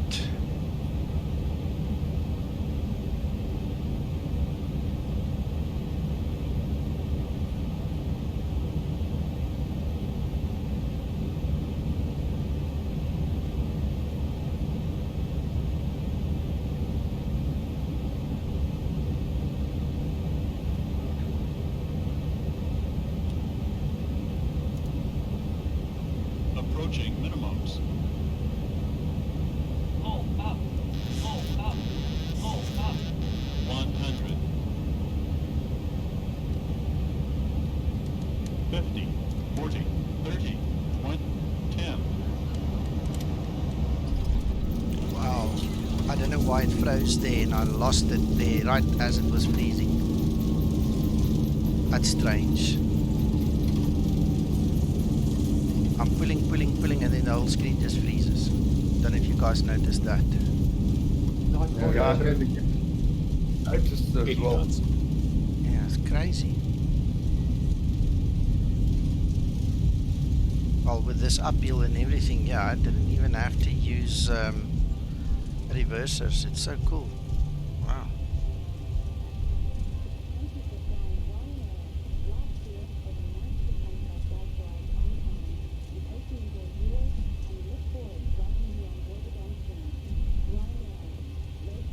Thank you, John.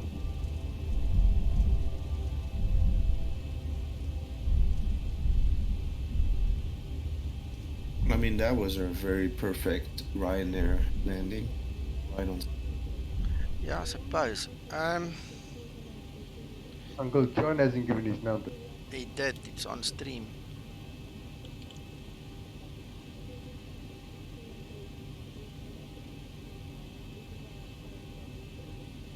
I always get penalised by Ryanair for either landing too soft or a little bit too hot. Yeah, 488. That is a terrible landing. It's acceptable, but that was hard. And I mean, I lost it because the freaking thing froze there on me. I was pulling, and it just stopped. Nothing. Damn it.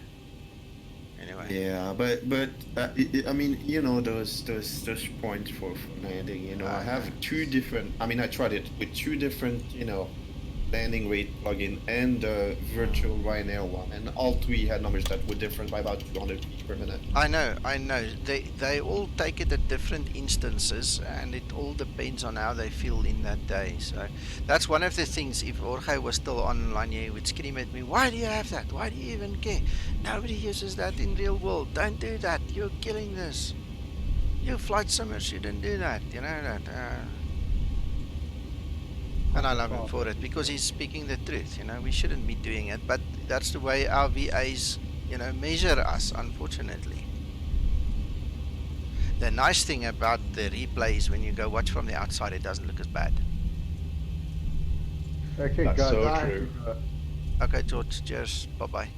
Cheers, everybody. Cheers, bye. Cheers. Sorry, Paul, you're trying to say something. No, I was just saying it's so true. It looks a bit better from outside, doesn't it? Yeah. That's why when the guys post on Facebook, they always show the outside view, so you don't judge them too harshly.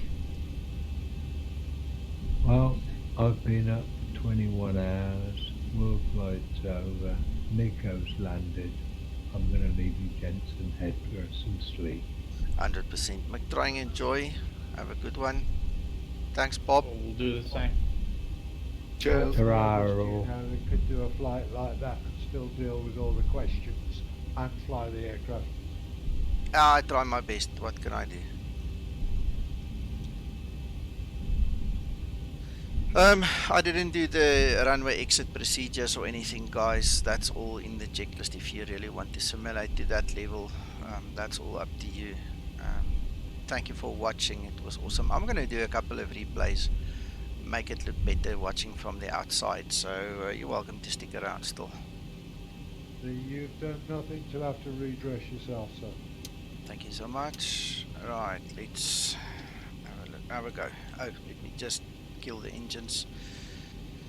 Yeah, hang on. APU. I almost forgot I'm flying this 4 Ryanair, so I better log it, otherwise I lose the points.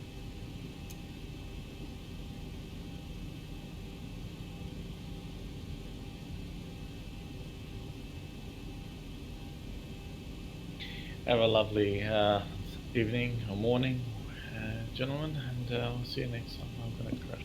Cool. Cheers. Crash Thank softly, you. please. Look after yourself. Cheers.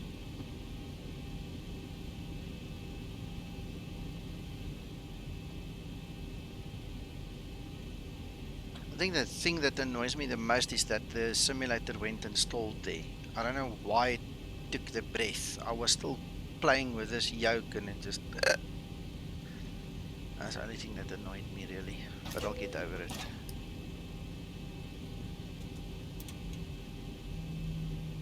We enjoyed your stream and we learned a lot. Great stuff. Jose, there's a question for you. Bruno wants to know if you are Portuguese. Indeed, I'm Portuguese, but I was brought up in South Africa. Alright, okay. There you go, Bruno. Hope you heard that.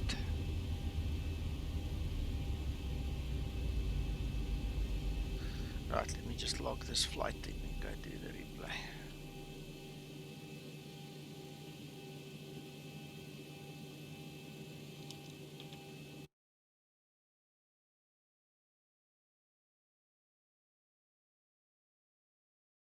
Very interesting flight. Yeah, I liked it.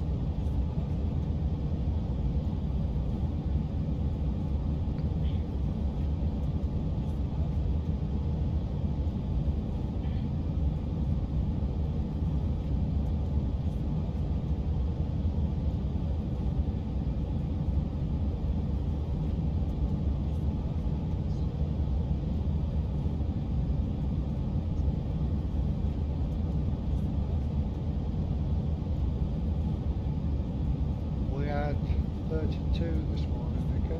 Yeah, they're dropping off now that we're watching replays. If they want to watch it, they'll watch it on YouTube. Yeah.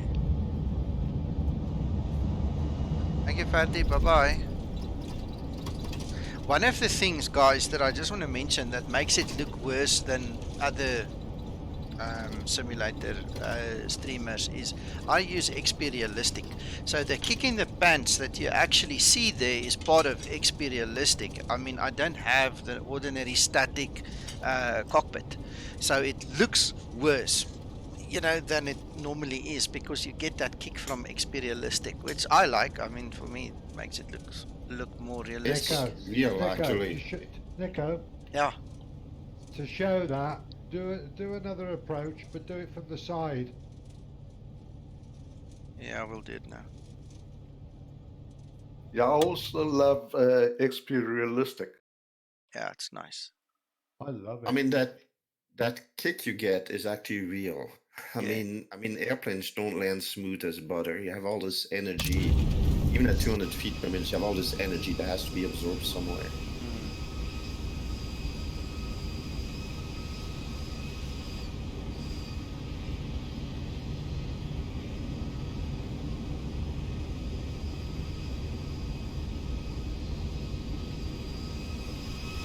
No, I bet you any money as if it lands like butter this time. Yeah. You might even review your score there, John. Oh, I might get a 10.5. Whoa, back up, 9.2, I've made my decision. He's so funny. Come on. Give him an 11. Yeah, look at that. Looks so cool. Ah, I love that smoke. Hang on, hang on. I need to get that bar back. Let's just backtrack here quickly. Maybe a bit too far. See how smooth that was? Yeah. Yeah, that was good. 50 feet at threshold, and you know. That's realistic. You have to accept it. Yeah, but for Ryanair, that's unacceptable. You cannot land like that. I mean, You have to land harder, I suppose. Hey John, what's he got to do to get to the extra 0.6 on the score? Play a bloody trombone. Play a trombone while he's doing it. No, he's achieved the 9.5. Yeah. Nobody gets 10. No, not from Uncle John. Unless you buy him a chocolate and a, I don't know, bar of soap or something. I don't know. We'll find out. He's got to have something we can bribe him with. There must be. Yeah, Bruno. Well, it cost him dinner for the 9.5. Yeah. Two blondes would do it. Yeah, Uncle John likes his blondes. Yeah, I got a blonde and a redhead in the fridge. In the fridge? Beer. That's beer. Just thought, what don't we know? Just the color of my beer. I really go for blonde and amber. You see, look how smooth it looks when you do it from this side. And from the window view? We'll do the window view just now. The window view we did, but I'll do it from the other side. Let's do this. Let's do that one.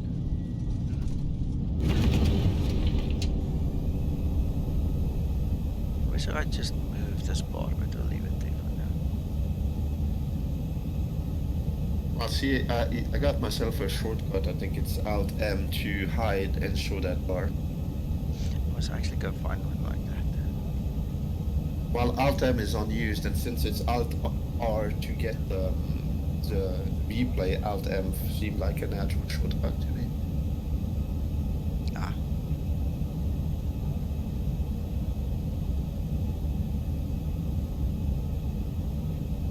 I just want to do one tower view after this, and then we'll say our goodbyes, gentlemen.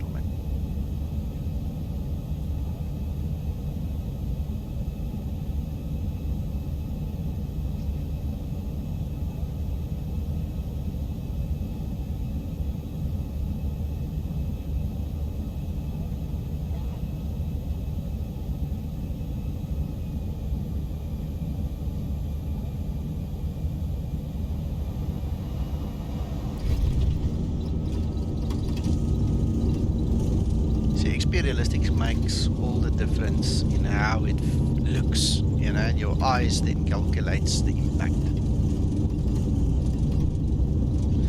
Like I said, I didn't even have to use the reversers. That uphill is good enough. I think I'd cry if I hadn't got experience. Yeah, it's amazing how quickly you get used to something, right?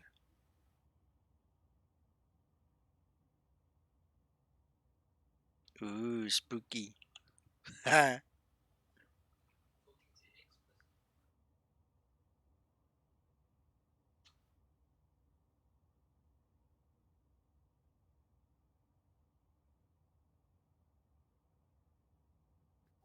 an interesting effect.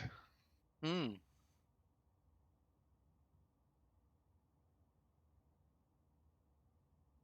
The aliens are arriving.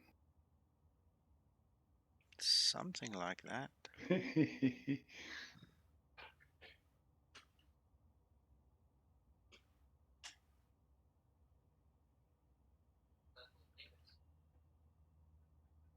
Check this. Oh, no, hang on, I can't talk about this on stream. People will not like this.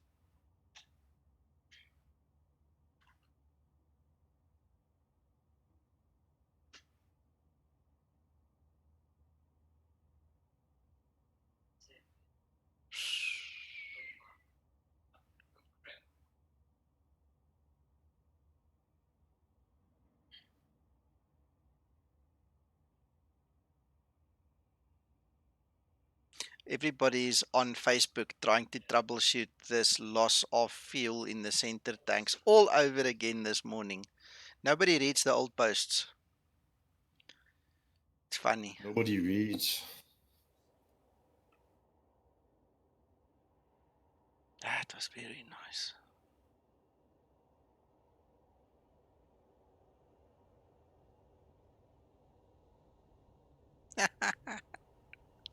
Anyway, I better jump in then, go give them a link to all the other discussions and show them what was wrong. Don't you dare. Let them look. That's what they're supposed to do. Shame, Uncle John. Well, I almost want to post it's a bug. Do not put any fuel in the center. Yeah, anyway, listen, guys, let me go do my duty. You guys have a fabulous rest of Saturday. And for anybody else wanting to join us in the group flight, we'll be on VATSIM from probably 1600 Zulu. We're definitely going to be on Discord from 1600 Zulu. So soon thereafter, we'll start connecting to VATSIM, and you guys are welcome to fly with us. I don't have the routes in front of me, so I can't tell you where, what, and how. And we'll find that out later. So... I Thanks, thought it was Nico. earlier than that. Yeah, thank you, Nico. This is great. Pleasure, pleasure. Paul, no, I think it was then decided to 1600, eh? Okay, thank you. Thanks for that. Yeah. Unfortunately, I'll be grocery shopping at that time, so. Shame. Enjoy. I'd love to join Nico, but I can't fly VATSIM. I'm not switched onto VATSIM.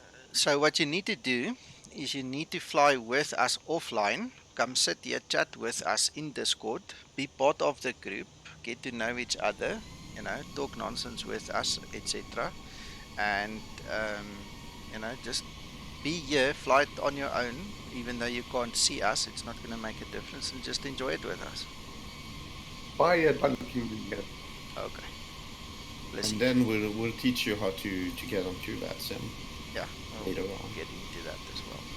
Feel free I'm nervous. to ask. I'm very nervous about that sim. No, just you need to just take a deep breath and study a little bit so you know what's coming, and then just jump in at some point in time. But there's a couple of things happening, by the way, guys. We have Matt's. He's organised. I think it's in Norway. The first timer VATSIM flight where they're going to make provision for the first timers who want to break the ice with ATC. So that's coming up on the 17th of November. Please make sure that you join and fly in that area. That's going to be a safe space for the new guys. And then we also have Christian that just left us earlier. He's helping us. He's one of our mentors here on this Discord of mine. So if you guys are interested in joining this VATSIM, there are ways of doing it. Just let us know, we'll help you. Yeah, I'd love to try and join and learn. Cool. Okay, well, I'm going to stop the stream, guys. Enjoy. We'll see each other maybe later this afternoon or when we stream next. Thanks so much for joining. Bye-bye for now. Thank you, Nico.